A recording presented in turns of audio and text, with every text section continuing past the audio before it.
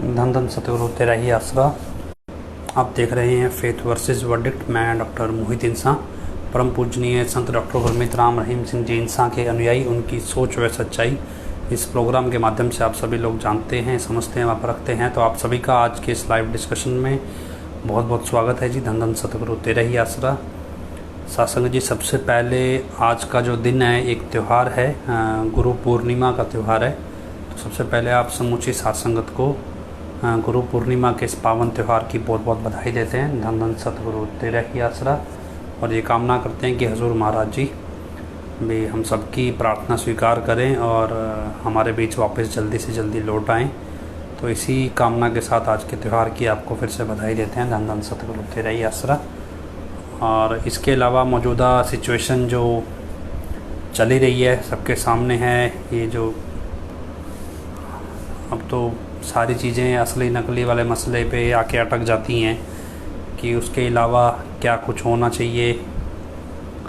कल एक चीज़ सोच रहे थे, बैठ कर डिस्कशन चल रही थी कि जब ये जून 2022 में पैरोल नहीं हुई थी, उससे पहले क्या क्या, मतलब पैरोल से भी पहले आप चिट्ठी कह लो, चिट्ठी से भी पहले भी हमारे मन में सवाल क्या थे। हम ये सवाल सोचते हैं भी जब ये तलवार फैमिली है या जैसे ये बीबी जगीर कौर है, भी इनके केस शुरू हुए हाई कोर्ट में, शुरू होने के बाद सुनवाई भी पूरी हो गई, ये बरी भी हो गए और ख़त्म भी हो गए। मतलब जब इनका लोअर कोर्ट ने फैसला सुनाया उसके 3-4 साल के अंदर ये सारे केस शुरू होके ख़त्म भी हो गए हाई कोर्ट में। तो फिर हजूर महाराज जी का केस हाई कोर्ट में खुला क्यों नहीं?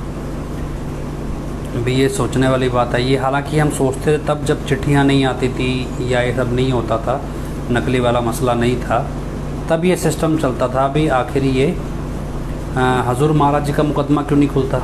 दूसरा क्या है कि हर व्यक्ति जो भी जेल जाता है वो ज़मानत लेने की कोशिश करता है भी ज़मानत मिल जाए। ये अगर नहीं चलो मुकदमा खुल रहा तो एटलीस्ट ज़मानत मिल जाए, जो उसकी कोशिश करता है। तो ज़मानत को लेकर भी कोई कोशिश नहीं हुई। तीसरा क्या है भी जब अगर ज़मानत लगानी नहीं है और लेनी नहीं है तो फिर जो पिछले 4-5-6 साल से लगातार ये ज़मानत के नाम पे कभी लाख रुपया कभी करोड़ों रुपया, मतलब अनगिनत पैसा लगा लो भी, हर महीने हर ब्लॉक से 1-1 करोड़ रुपया निकाल के ज़मानत के नाम पे, तब तो 1 करोड़ से भी ज़्यादा गया है। वो तो अब संगत थोड़ा देना कम कर गई है, लेकिन उस टाइम तो बहुत ज़्यादा पैसा ज़मानत के नाम पे लिया जाता था भी इतने वकीलों को देना है, ये करना है, ये करना है। अगर दिया तो ज़मानत तो लगनी चाहिए थी, ज़मानत तो लगी ही नहीं, तो फिर वो ज़मानत का पैसा कौन से वकील को दिया? तो क्या है कि वो पैसा दिया तो वो पैसा कहाँ गया, किसके गया? शुरू में आपको ध्यान हो जब 25 अगस्त के बाद माहौल थोड़ा उस समय, क्योंकि हम जैसे लोगों को, किसी को भी नहीं, आम सत्संगत को पता ही नहीं था अभी क्या मसला है, इसके पीछे के क्या फैक्ट्स हैं, क्या कुछ है। ऐसे में क्या है भी सत्संगत अपने अपने कयास लगा रही थी। तो उस समय इन्होंने उस समय कहानी छोड़ दी भी अमित शाह ने प्लानिंग करी है सारी हजूर पिताई के ख़िलाफ़, और हजूर पिताई से बड़ी कीमत मांगी थी प्लानिंग को रोकने के लिए। हजूर पिताई ने देने से मना कर दिया, और उसके बाद भी हम क्यों ना वो पैसा इकट्ठा करके अमित शाह को दे दें और प्लानिंग ख़त्म हो जाएगी, हजूर पिताजी वापस आ जाएंगे। तो उस टाइम पे लोगों ने अपनी हैसियत से ऊपर उठ के बहुत पैसा दिया, तो पैसा इकट्ठा भी हुआ। और इवन एक जगह तो विपासना जो थी उसने ये स्वीकार भी किया कि 250 करोड़ रुपया लगभग इकट्ठा हो गया है और थोड़ा बाकी रह गया है, वो भी इकट्ठा हो जाएगा। मतलब तब ये टारगेट दिया गया भी कोई 400 करोड़ बोलता तो कोई 500, कोई 700, ऐसे करते करते 1200 करोड़ तक अलग अलग अमाउंट बोली जाती थी सत्संगत में, नाम चर्चाओं में आके भी इतना पैसा हमें देना है। अब जितना भी पैसा वो इकट्ठा हुआ वो किसी के पास तो गया, किसी की जेब में गया या किसी को दिया गया। अमित शाह ने मांगा भी था कि नहीं मांगा था तो पता नहीं, ये तो 45 मेंबरों का तौर तरीका था। मतलब ये सारा चीज़ चली लगातार, और जब ये सारी चीज़ चली उसमें ये सारा पैसा कहाँ गायब हो गया? इसके बाद अब आप संगत बोलेगी भी, समाज में लोग हमें बोलते हैं जी तो बलात्कारी के शिष्य हैं, ये तो कातिल आदमी के शिष्य हैं, तो ऐसे लोगों को आप क्या जवाब दोगे? भी आपके ऊपर समाज में कलंक है, तो हजूर पिताजी को तो फ़िक्र होगी इस चीज़ की, मेरी वजह से भी कोई व्यक्ति अपने आप को नीचा महसूस करे। तो दूसरा क्या है, भी शिष्य को भी है चलो गुरु के लिए कुछ करें, लेकिन क्या है कि इस सवाल के ऊपर कभी कोई काम नहीं हुआ। डेरे के कितने प्लेटफॉर्म थे, डेरे का अपना ऑफिशियल पेज है, सच कहूँ था, या हनीप्रीत का ट्विटर हैंडल वगैरह थे, जिन भी लोगों के प्रोमिनेंट जो वो थे हैंडल थे सोशल मीडिया के, इन्होंने कभी किसी भी प्लेटफॉर्म से कभी ये नहीं बोला कि हजूर पिताजी निर्दोष हैं। जब हमारे जैसे लोगों के पास जिनकी कोई अथॉरिटी नहीं है, जिनको एक्सेस नहीं है, उन्होंने भी 2 नंबर में मतलब बैकडोर तरीके से हजूर पिताजी के मुकदमों के कागज़ निकलवा के पढ़ लिए, समझ लिए, हाई कोर्ट में PIL तक फाइल कर दी, और हाई कोर्ट भी पीछे हट रही है, अभी 12-15 पेशियों के बाद भी को फाइल देखना नहीं चाहती।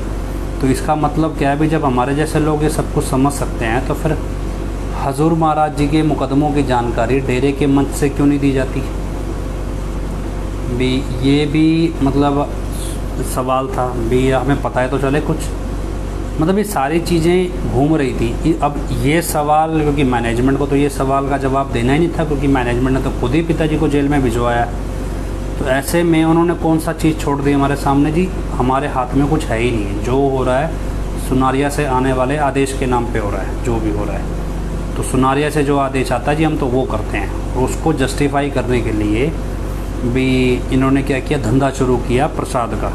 जी देखो जी, आज ये प्रसाद आ रहा है जी, जोन सा जहाँ पे लगे भी सवाल उठ सकता है, या जहाँ पे पैसा ज़्यादा बटोरना है वहाँ पे प्रसाद भेज दो। जो ज़्यादा पैसा जिस ब्लॉक से मिल रहा है या जिस साथ संगत से मिल रहा है, वहाँ पे बढ़िया काजू बादाम किशमिश चलेगा। जहाँ पैसा कम मिल रहा है वहाँ पे मिश्री के दाने चल जाएंगे, जहाँ उससे कम मिल रहा है वहाँ बुदाना भुजिया चल जाएगा। मतलब इस पैटर्न पे एक तरह का था भी 100 रुपये का इन्वेस्टमेंट है, 1 लाख रुपए की कमाई है। इस वो भी कम कह दिया, मतलब 100 रुपये के इन्वेस्टमेंट पे 10-10 लाख की कमाई हो रही थी एक तरह से। तो इस तरह से ये सारा फार्मूला था भी चलो प्रसाद चलता रहे। अब लेकिन 1 साल गुजरा, 2 साल गुजरे भी, अब प्रसाद भी कब तक चुप कराओगे प्रसाद दे दे के? फिर भी व्यक्ति पूछेगा ही, यार इतना पैसा ले जा रहे हो, सब कुछ है, भी हो तो कुछ रहा नहीं। इसी बीच आपको ध्यान हो, एक बार एक गुरंश नाम की शाही बेटी थी, उसकी शादी का मसला आया, उस पर पैरोल मांगी गई। पहले ये दिखाया गया अभी हजूर महाराज जी की तरफ से पैरोल लगी है, तो हाई कोर्ट ने कैंसिल कर दिया। फिर दूसरे पार्ट में ये दिखाया गया कि गुरांश की तरफ से ये मांगा गया है भी हजूर पिताजी को पैरोल मिल जाए। गुरांश ऐसा कुछ नाम था उस लड़की का। तो उस समय हाई कोर्ट ने ये कहा था भी हम पैरोल नहीं दे सकते, लेकिन आप भी लड़का लड़की को ये बात बोली थी भी आपको, आपके परिवार को 1 घंटे के लिए हम जेल में भेज सकते हैं, ताकि आप वहाँ जाके हजूर महाराज जी का आशीर्वाद ले आओ। अब जब हाई कोर्ट ये सब चीज़ें देने को तैयार थी, तो फिर ये गुरांश और उसकी फैमिली या उसके इन-लॉज फैमिली क्यों नहीं गए जेल में आशीर्वाद लेने?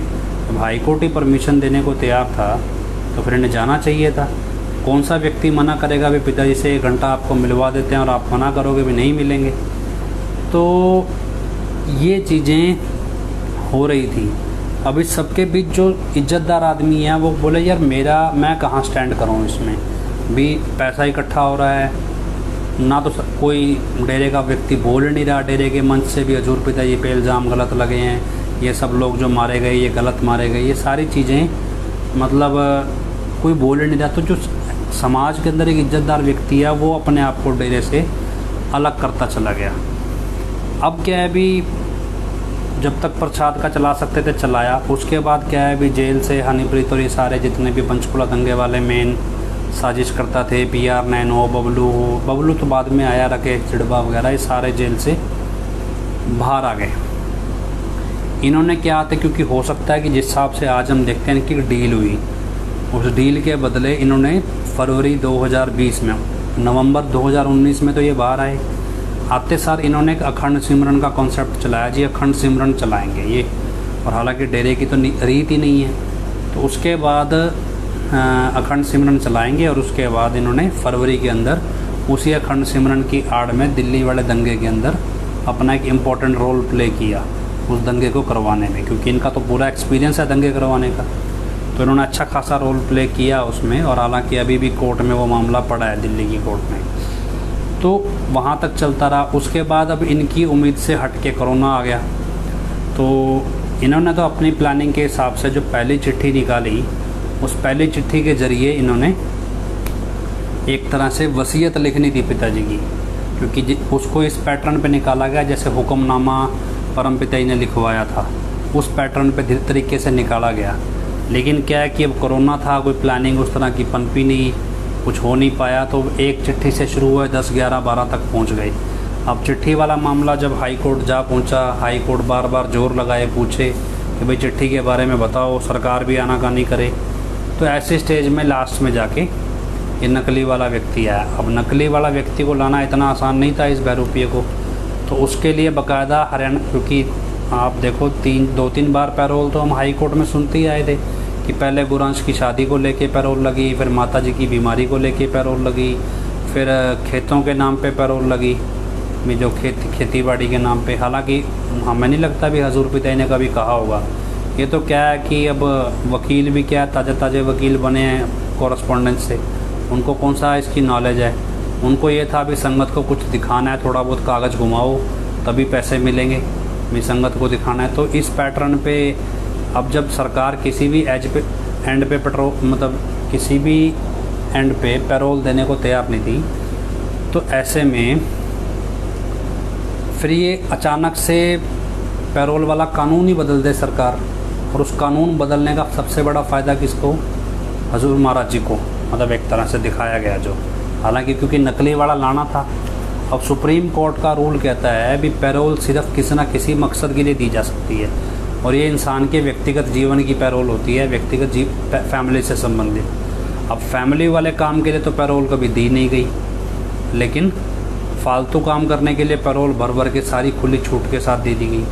लेकिन इंटरेस्टिंग ये था कि पैरोल मिलने से लगभग 6 महीने साल पहले यूथ वीरांगनाओं ने और ये जो डेरे के वकील हैं, जो प्रवक्ता बने फिरते हैं सुप्रीम कोर्ट के अति सीनियर वकील, इन्होंने घोषणा करनी शुरू कर दी थी कि भाई पैरोल अब मिलेगी और इस पैरोल पे कोई बंदिश नहीं होगी।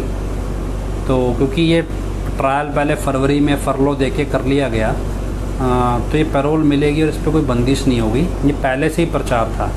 और उसके बाद ये भी प्रचार था भी अब पिताजी आके फेथ वर्सेस वर्डिक्ट को बंद करा के जाएंगे। इसका मतलब स्क्रिप्ट तो पहले लिखी जा चुकी थी। संत किस पल क्या बोलेगा ये तो किसी को नहीं पता होता, क्योंकि संतों को तो वाणी ऊपर से आएगी, इनको नीचे वालों को 6 महीने पहले कैसे पता है भी संत बाहर आके ये बात बोलेंगे। लेकिन क्या, क्योंकि ये स्क्रिप्ट थी इसलिए ओवर कॉन्फिडेंस में बेवकूफ़ी कर गए। अब है जैसा उन्होंने स्क्रिप्ट में बताया, उसने बाहर आते ही क्या किया, सबसे पहले चिट्ठियों पे सफाई दी, फिर अखंड सिमरन पे सफाई दी, इस सब पे दी। ना वो केस पे बोला, ना अपने निर्दोष होने पे बोला, क्योंकि अगर वो हजूर पिताजी का, जो लोग उसे असली हजूर पिताजी मान रहे हैं, तो ना तो उसने कोई केस पे बात की, ना डेरे की मैनेजमेंट ने इतना पैसा ले लिया उस पर बात की, ना उसने पंचकुला में मरने वाले लोगों के बारे में बात की, सरकार के अत्याचारी रवैये के बारे में कोई बात नहीं की, कोई बेल को लेके, कोई केस ख़त्म करने को लेके, किसी को लेके मतलब कोई बात नहीं की। मतलब जो सवाल एडम ब्लॉक के सामने एक्चुअल मुद्दे थे भी, जिस मुद्दों में हम आम दुनिया को, जो समझदार लोग या इज्जतदार लोग जो फेस कर रहे हैं, उनको जो प्रॉब्लम हो रही थी उस प्रॉब्लम पे तो कोई बात ही नहीं की। क्योंकि संत का जीवन तो ऐसा होता है जहाँ पे एक भी उंगली नहीं उठ सकती। ऐसे में जब इतना सब कुछ हो रहा हो तो उस पर एक सवाल का एक भी जवाब नहीं दिया। मतलब क्या कि यूपी वाले का पैटर्न बिल्कुल ऐसा था जैसे आप नरेंद्र मोदी का मौजूदा पैटर्र्न देख लो। देश का प्रधानमंत्री है, उसको कागज़ लिख के या टेलीप्रॉम्प्टर पे दे देते हैं, और वो कई बार वर्डिंग गलत हो जाए, स्पेलिंग गलत हो जाए, वो ऐसे लगता है पता नहीं पूछा कुछ हो रहा है, बोल कुछ हो रहा है, पता उसे खुद को नहीं पता भी क्या बोल रहा है। तो वही कुछ हाल ये यूपी वाले का था कि बात कुछ और चल रही है, कहीं का सिर कहीं का मुंह, इस तरह से तोड़ मरोड़ के सब कुछ चला दिया। और छोड़ो, ये जो आज गुरु पूर्णिमा का त्यौहार है, ये पिछले साल इस समय इन दिनों में पैरोल मिली हुई थी, जो भी नकली वाला बाहर आया हुआ था। इसका गुरु पूर्णिमा वाला प्रोग्राम सुन लो, आप सिर पकड़ के बैठ जाओगे भी ये बोल क्या रहा है। आपको अजीब लगेगा भी क्या चीज़ है, क्या है, समझ ही नहीं आ रहा है। तो खैर, अब ये मेन सवाल तो कहीं नहीं रहे। सवाल क्या थे भी पैसा, चिट्ठी, ये सब कुछ। मतलब इस सारे प्रोग्राम से एडम ब्लॉक ये दिखाना चाह रहा है भी उनके कंट्रोल में कुछ है ही नहीं, जो कुछ है वो सुनारिया से कंट्रोल हो रहा है और उस सुनारिया में ये बंदा है, ये अब पिताजी है जेन्युइन, लेकिन वो एक्चुअल में तो है नहीं हमारे हिसाब से, लेकिन वो साबित करने की कोशिश कर रहा है भी जेन्युइन है, मतलब एडम ब्लॉक इस चीज़ को। अब क्या है कि ये तो प्लानिंग एडम ब्लॉक के एंड से चल रही है। दूसरी तरफ अगर आप पॉलिटिशियंस को लेंगे, आप बीजेपी एंड को लेंगे, भी 2024 में इलेक्शन होना है और उस इलेक्शन में से पहले धर्म के नाम पे वोट बंटना है। अगर आपको देखा, आप जो न्यूज़ देखते हो, जैसे अभी जो सेंट्रल की गवर्नमेंट ने यूनिफॉर्म सिविल कोड निकाल दिया है।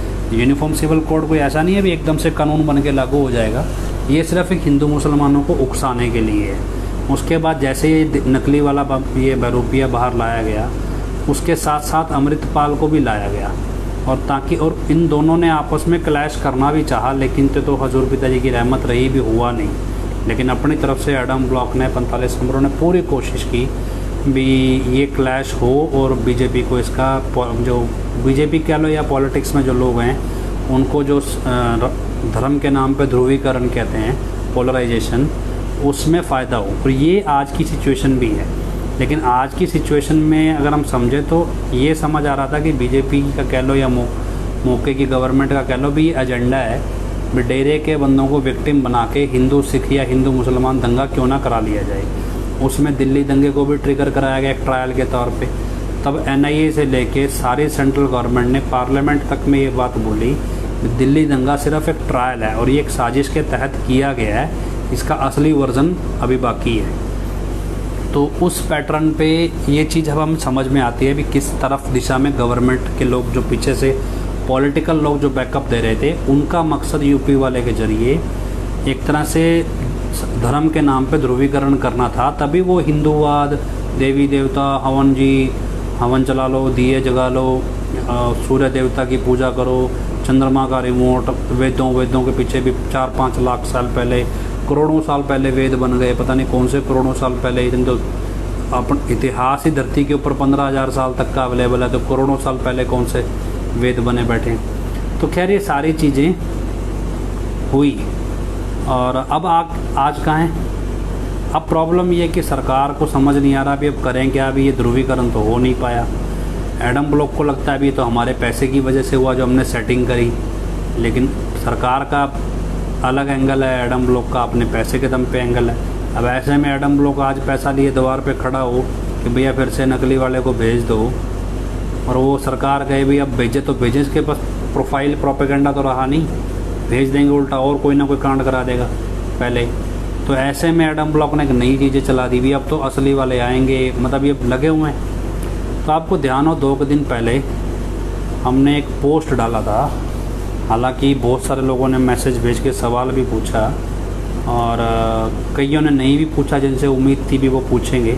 हमने एक पोस्ट डाला भी यूपी वाले को चोट लग गई है और चोट लग गई है इसलिए पैरोल में देरी हो रही है। अब अभी ताज़ी चोट लगी है और देरी हो रही है, महीने बाद हो सकता है पैरोल का ये सिस्टम कभी आए, मतलब ये चीज़ हमने उसमें लिख के डाली थी पोस्ट में। अब ऐसे में बहुत सारी संगत को लगा अभी हमें पता चल गया है अभी आखिर इस चेहरे के पीछे असली आदमी कौन है।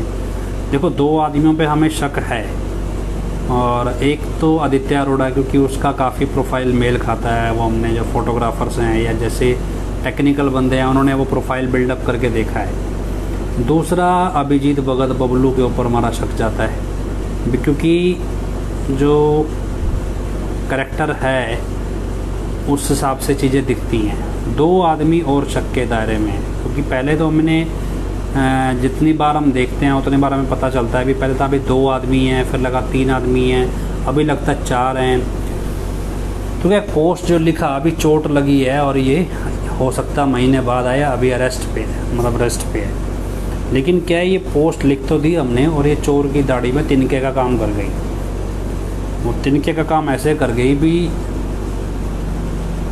जिनको लगता था भी हमारे पे शक ना चला जाए, वो सब इस तरह से स्पष्टीकरण में उतर आए भी हमारे कोई चोट नहीं लगी। मतलब क्योंकि क्या हम तो लगभग सब पे मॉनिटरिंग रख रहे हैं बिहार, जरूरी नहीं है कि हर एक आदमी सोशल मीडिया पे हो, तो दुनियादारी लेवल पे भी मतलब हर व्यक्ति किसी ना किसी के कांटेक्ट में रहता ही है।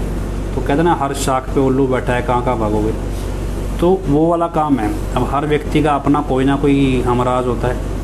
तो खबरें क्या घूमने लगी डेरे में भी, कई लोग ऐसे प्रबंधकों में से उठे, मेन लोगों में से, जो ये साबित करने लगे भी हमारे चोट नहीं लगी है, मतलब इस तरह से एक चीज़ों को एस्टैब्लिश करने लगे। और जबकि हमने ये लिखा था भी यूपी वाले के चोट लगी है। मतलब जैसे हर एक व्यक्ति ने अपना एक रिकॉर्ड जनरेट किया अपनी तरफ से, अपने फेवर में कोई गवाह जनरेट किया भी मुझे चोट नहीं लगी है, मतलब मेरे ऊपर यूपी वाले होने का फोकस ना जाए। अब तब तक तो हमें समझ में नहीं आई थी, लेकिन जब ये इस तरह का प्रदर्शन हुआ तब 2 आदमियों पे और शक चला गया हमारा, इस वजह से जब इन्होंने साबित करने की कोशिश की। क्योंकि जो साबित वही करेगा जिसके ऊपर शक जा सकता है, जिसका उससे प्रोफाइल मेल खाता है यूपी वाले से। 2 आदमियों पे शक और चला गया, और वो शक काफ़ी हद तक वाजिब भी है, और हो सकता है आने वाला टाइम में यकीन में भी बदल जाए।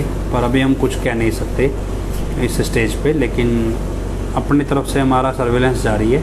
हाँ, अगर अब नकली वाला आया और उन 2 आदमियों में से कोई भी व्यक्ति रोल प्ले करेगा उसका, तो फिर हम आसानी से आइडेंटिफाई कर लेंगे भी हाँ ये आदमी है। क्योंकि हमने अब उनको, उनके सारे पैटर्न्स को, बॉडी मूवमेंट्स को मार्क करके रखा हुआ है ऑलरेडी पहले से।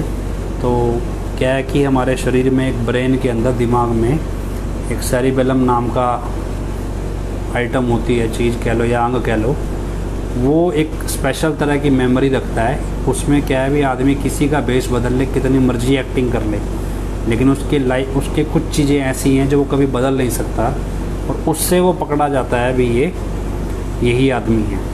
तो ऐसे वो अब अगर आएगा तो शायद हम उसको आसानी से ट्रैक कर लें, अच्छा ये वही आदमी है। तो 2 आदमी हमारे अब और रडार पे आए भी, चल रही है उनकी सारी पड़ताल, बैकग्राउंड, कितना पैसा उनके पास आया पिछले 5-6 साल में, किस किस के वो संपर्क में हैं, कौन कौन से लोग उनके उसकी मदद कर रहे हैं, कैसे मदद कर रहे हैं, किसके साथ उठना बैठना है, कहाँ कहाँ जाना है, क्या पुलिस रिकॉर्ड है, सब निकालने की कोशिश कर रहे हैं। मतलब तमाम चीज़ें साइड बाय साइड चल रही हैं। उसके बाद साथ संगत तो वो होता कि अब कोर्ट में तो कोई मसला उठ नहीं रहा, यही चल रहा है बस यूपी वाला अब तो। और समाज में जो इज्जतदार लोग हैं उनको तो पता है भी बेइज्जती हो रही है, क्या करें, तो वो कन्नी कतरा रहे हैं। लेकिन अब जो बेवकूफ़ हैं, गधे, जिनका कोई इज्जत बेइज्जती का पता ही नहीं है, जिनको भी यार कुछ इज्जत नाम की चीज़ होती है, क्योंकि इज्जत उसी की होती है जिसने कमाई हो, जिसका अपना कोई असूल हो, अपने असूल के बेस पे उसकी सेल्फ़ रिस्पेक्ट जनरेट होती है। सेल्फ़ रिस्पेक्ट का मतलब ये नहीं होता अभी आपको किसी ने बोला, आपने उल्टा के 4 सुना दी भी, मेरे को कहा ही क्यों। सेल्फ़ रिस्पेक्ट अपनी वैल्यूज़ की होती है, और उस वैल्यूज़ के बेस पे इंसान की अपनी फेस वैल्यू होती है। और ऐसी फेस वैल्यू के ऊपर जब ये फेस वैल्यू होती है और उस पे जब बात आ जाती है, तब वो सेल्फ़ रिस्पेक्ट कह देते हैं भी हाँ जी ख़राब हो रही है। तो ऐसे क्या है, जैसे सत्संगी हैं, कोई इज्जतदार लोग हैं, उनकी फेस वैल्यू है भी हम डेरे जाते हैं जी, हम नशा नहीं करते, हमारा ये प्रोफाइल है। ऐसे में हजूर महाराज जी को लेकर जब उनसे सवाल पूछा जाए और ये पैरोल को दिखाया जाए, तो उनको लगता है भी समाज में हमारे ऊपर ये कलंक है एक तरह का, और हम इसको कोशिश करें उतारें हर तरह से। लेकिन हम जितने बेवकूफ़ों की फौज है उनको थोड़ा ही पता है, उनको तो इतना पता है भी अब इनको ये गाना सुना के दे दो, मतलब क्या है भी जैसे होता ना भी बस आदत है, मतलब क्या इसमें हम कहते हैं बेवकूफ़ियाँ करने की, भी कुछ करके दे दो, बस जनरेटर चला दो, जनरेटर पे ही नाच लेंगे। मतलब नाचना ये नहीं भी खुशी है, ये नाचना दिखाना है। मतलब कितने सारे सत्संगियों को देखेंगे, अगर वो कहीं जा रहे हैं तो ये नहीं है कि वो जा रहे हैं तो वहाँ उनकी श्रद्धा है, आस्था है या कुछ लेने जा रहे हैं, वो ये दिखा रहे हैं भी हम यहाँ जा रहे हैं, देखो हम जा रहे हैं तो हम पक्के वाले हैं तभी जा रहे हैं, वरना जाते ही नहीं थे। मतलब क्या है कि सीखना या गुरु की शरण ये सब मायने नहीं रखता, मायने अपनी खुद की एक पहचान रखती है, अपनी एक क्लाइंटेल जो जनरेट करना है, उस पैटर्न पे बहुत सारे लोगों ने ये काम किया भी। तो अब आज की स्टेज पे क्या करें, क्योंकि कोर्ट में जो तरीके हैं वो अलग तरह से हैं, और जिस तरह से कोर्ट के अंदर, क्योंकि देखो ये कोई एक्सेप्ट करे ना करे लेकिन कोर्ट में मैनिपुलेशन चलता है, कोर्ट में इन्फ्लुएंस भी चलता है बहुत सारी चीज़ों का। अब थोड़े दिन पहले आपको ध्यान हो भी एक केस के अंदर मेरे को अरेस्ट किया गया था, फिर 2-3 घंटे बाद छोड़ दिया गया। और बाद में वो कोई हनीप्रीत को फिरौती मांगने वाला मसला था, सब कुछ था। तो क्या है कि फिर हमने सिरसा पुलिस में एक आधा बंदा बिठाया। हमने कहा अभी चलो ये मर को, क्योंकि क्या है अभी ईमानदारी तो इतनी ज़्यादा होती है पुलिस में कि ढूंढने से भी मतलब बेईमानी मिलती नहीं है। तो खैर हमें भी एक ईमानदार शख्स मिल गया ऐसा ही। हमने कहा भी ज़रा इसका पता तो लगा भी ये हुआ क्या, अभी क्या सिस्टम था, पीछे क्या कुछ था। तो जब उसने पता लगाया तो कुछ अजीब ही निकल के आया। तो क्या भी जिसको अभी तक रामायण में कुंभकर्ण समझ रहे थे वो तो विभीषण निकला। तो मतलब अजीबोगरीब किरदार सामने आए, और उस किरदार से बहुत सारी चीज़, उस साजिश से फिर सारी चीज़ें हमें समझ में आई। मसला ये है कि अब ये फड़फड़ाहट है एडम ब्लॉक में कि भाई अब नकली वाले को लाएं तो लाएं कैसे, और लाएं तो क्या स्क्रिप्ट लेके आएँ। चलो ये तो फिर भी पैसे दे के ले आएँ, लेकिन जिन्होंने भेजना है उनकी स्क्रिप्ट तो पहले से ख़राब हुई पड़ी है। अभी वो भेजना ही चाहते हैं भी कि नहीं चाहते, मतलब ये सारी चीज़ों को आपको समझना है। और इस सब के बीच अचानक से MSG कंपनी के प्रोडक्ट ख़रीद लो, इसको लेके पता नहीं कितने करिश्मे जनरेट कर दिए भी जी कैंसर ठीक हो जाएगा, फलाना ठीक हो जाएगा। भी जिसको कोरोना का काढ़ा तो चिट्ठी में लिख के आया था, जब उस कोरोना के काढ़ा पीने से इतने लोग मर गए, तो भी फिर अब ये MSG के प्रोडक्ट कहाँ से हो जाएंगे।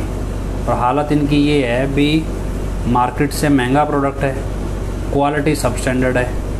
और उसके बाद क्या है भी एक कहानी पिताजी सुनाया करते भी 2-4 बंदों ने चोरी करी, चोरी का सामान एक जगह इकट्ठा कर लिया, 2 लोग खाना लेने चले गए, 2 लोग सामान की रखवाली करने लगे। जो खाना लेने गए थे उन्होंने 2 को मारने के लिए खाने में जहर मिला दिया, और जो रखवाली कर रहे थे उन्होंने जैसे ही खाना लेकर वो आए उन्होंने उन दोनों को वैसे मार दिया, और जब खुद खाना खाया तो खुद भी मर गए। तो यही कुछ हाल मिलता जुलता डेरे में भी है। MSG कंपनी को लग रहा है भी नैया तो डूब ही गई, पैसा है नहीं, क्या करें, जुगाड़ लगाओ, माल बेचो। तो जिन 45 मेंबरों को या 85 मेंबरों के ज़रिए वो इस तरह के फालतू के करिश्मे सुना के, या अब डेरे के PR9 जैसों की फैमिली का शेयर उनको पार्टनर बना के या डायरेक्टर बना के मार्केट में उतार रहे हैं, और फिर वो कैंसर ठीक होने के करिश्मे सुना, पता नहीं कितनी बीमारियों के ठीक होने के करिश्मे सुना रहे हैं। और भी ये करिश्मे सुनाने के बाद सोच रहे हैं भी माल बिक जाएगा, लेकिन नीचे जो 85 मेंबर हैं वो कुछ और ही ट्रैक चला रहे हैं। ऊपर वाला सोच रहा है भी 85 मेंबर के बिना माल बिकेगा नहीं, 85 मेंबर ये सोच रहा है भी ऐसा है माल तो हमारे भरोसे ही बिकना है, तो क्यों ना MSG कंपनी की जगह बाज़ार से ख़रीद के बेच दें MSG का लेबल लगा के। तो इतनी जगहों से कंप्लेंट है भी MSG कंपनी का डुप्लीकेट माल मार्केट में बिक रहा है, और इस डुप्लीकेट माल को कंपनी खुद नहीं पकड़ पा रही, क्योंकि बेचने वाले खुद 85 मेंबर हैं। तो जिनको पकड़ने के लिए लगाया वही तो बेच रहे हैं। मतलब हालत यहाँ तक है, अभी करें तो करें क्या। तो वो है कि कंपनी संगत को मारना चाहती है, और 45 मेंबरों के ज़रिए 45 मेंबर कंपनी को मारना चाहते हैं। हर एक आदमी मतलब दौड़ रहा है अभी पैसे आ जाएं, पैसे आ जाएं, पैसे आ जाएं, क्योंकि अब 85 मेंबरों को वैसे तो पैसे आ नहीं रहे, तो माल ही डुप्लीकेट बेच दो। लेकिन क्या है अभी अब कई लोगों ने कंपनी में फ़ोन किया जी तो आपका माल डुप्लीकेट है, तो कंपनी जवाब ही नहीं देती। कोई आ जाए कंपनी की तरफ से बंदा तो सामान उठा के भाग जाता है, बताता ही नहीं है भी डुप्लीकेट कहाँ से आ रहा है। मतलब क्या अभी यही नहीं समझ में आ रहा कि MSG कंपनी के अलग अलग प्रोडक्ट, मतलब एक ही प्रोडक्ट 4 तरह से अलग अलग पैकिंग में आ रहे हैं, अभी ये कौन बेच रहा है डुप्लीकेट माल। तो खैर जो भी है भी कंपनी, देखो जी लेबल क्या, अब नाम तो उसका यही रखा गया है, क्या करें, वो काम उनके घटिया हैं पर नाम तो यही रखा है कंपनी का, तो यही बोलेंगे। तो खैर ये सारी चीज़ें चल रही हैं, पर इस सब के बीच हमें क्या करना, हमें तो गुरु चाहिए था, और गुरु की शरण में आए थे, गुरु से नाम लिया था, भक्ति करके गुरु को पाना था। तो कभी आप सोचो भी अगस्त 2017 में पिताजी ये वचन कराया करते कि भी जो बेलनी थी उसको 12 साल लगे, और पिताजी तब कहते हैं भी कलयुग में मालिक इतना टाइम नहीं लगाएगा, मतलब 12 साल तो नहीं लगाएगा भाई, इतना टाइम नहीं लगाएगा, जल्दी ही हो जाएगा काम। तो इसका मतलब जब ये इस तरह की कहानियाँ सुनाया करते तो ऐसी स्थिति आनी थी जब भीलने वाली सिचुएशन में सात संगत को जाना था। तो क्या है कि भीलने वाली सिचुएशन में तो जो एक्चुअल ओरिजिनल थे, जो जेन्युइन सत्संग सुनते थे, वो तो गए उस स्टेज में, भक्ति करने लगे, याद करने लगे पिताजी को। अब जिनको सिर्फ मटर पनीर काजू कतली खाने थे, पकोड़े खाने थे, उनको तो क्या है अभी, जैसे ये हनीप्रीत वाला ग्रुप सारा मैनेजमेंट का, हनीप्रीत तो चलो मोरा है, राकेश दिड़बा वाला जो, और इसका एक भाई है रिंकू, वो बड़ा अंदरूनी तौर पे काफ़ी चीज़ें ख़राब करता है, तो वो भी बहुत बड़े लेवल का साजिश करता है, जो कंट्रोल करता है चीज़ें। तो उससे जो चीज़ें कंट्रोल हो रही थी, क्योंकि वो चेहरा सामने नहीं लाता, लेकिन बहुत बड़ा साजिश करता है वो। तो वो जो रिंकू जो कंट्रोल कर रहा था चीज़ें, रिंकू दिड़बा कह सकते हैं, राकेश दिड़बा का भाई, तो मतलब उन्होंने क्या किया, एक नया पैटर्न चलाया, भी उदास होएंगे तो सिमरन करेंगे, याद करेंगे, सिमरन प्रार्थना करेंगे पिताजी सुन ना लें, तो क्या है भी इनको नचाना शुरू करो, भंडारे मनाने शुरू कर दिए। मतलब कहना भी बाप जेल में है और बच्चे मौज में हैं, वो वाला काम है। तो वो वाला काम हुआ भी पिताजी के जेल जाने को सेलिब्रेट करना शुरू कर दिया इन्होंने। तो वहाँ भावना प्रेम कहाँ से उठना था, वो तो बस खाने पीने के लालची थे। डेरे में आके कौन सा वो नाम चर्चा सत्संग सुनते थे, अगर सुनते होते तो फिर हजूर पिताजी के भी सुने होते, लेकिन सुने ही नहीं, अपना अपना काम किया। तो उन्होंने यूपी वाले के भी नहीं सुने। हम कई बार वीडियो डाल देते हैं तो यूपी वाला भी हमें फ़ोन करके बोलते थे, तो हमने भी नहीं सुने गौर से, भी इतना बकवास कर रहा है। तो हालत कुछ ऐसी ही है अभी, अब कहाँ तक जाओ, किस किस को बोलो। तो खैर हम तो ये कह रहे हैं भी आप जितना हो सके जागरूक रखो इन चीज़ों में, क्योंकि हालात क्या है कि अब ये यूपी वाला आएगा तब जब इसकी स्क्रिप्ट फाइनल होएगी, और इसकी स्क्रिप्ट साफ़ सुथरी नहीं होगी। इस स्क्रिप्ट में वारदातें होना तय है, ये डेफिनेटिव है अगर ये आएगा।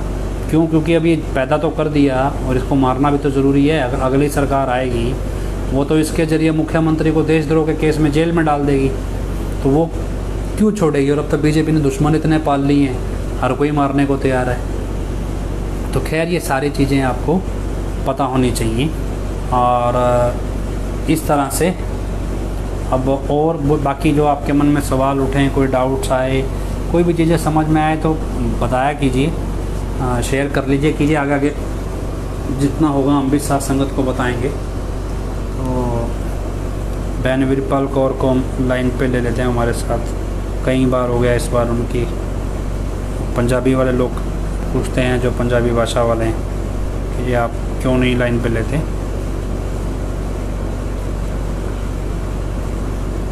तो कोशिश करेंगे अभी जितनी चीज़ें हम आपको ज़्यादा से ज़्यादा बता सकें उतनी चीज़ें बताएं, और जितनी जल्दी सच सामने आए उतना अच्छा है। तो हर तरह से कोशिश है भी काम चले। तो खैर बहन वीरपाल को और हमारे साथ लाइन पे, हम इसको स्पीकर पे डाल देते हैं।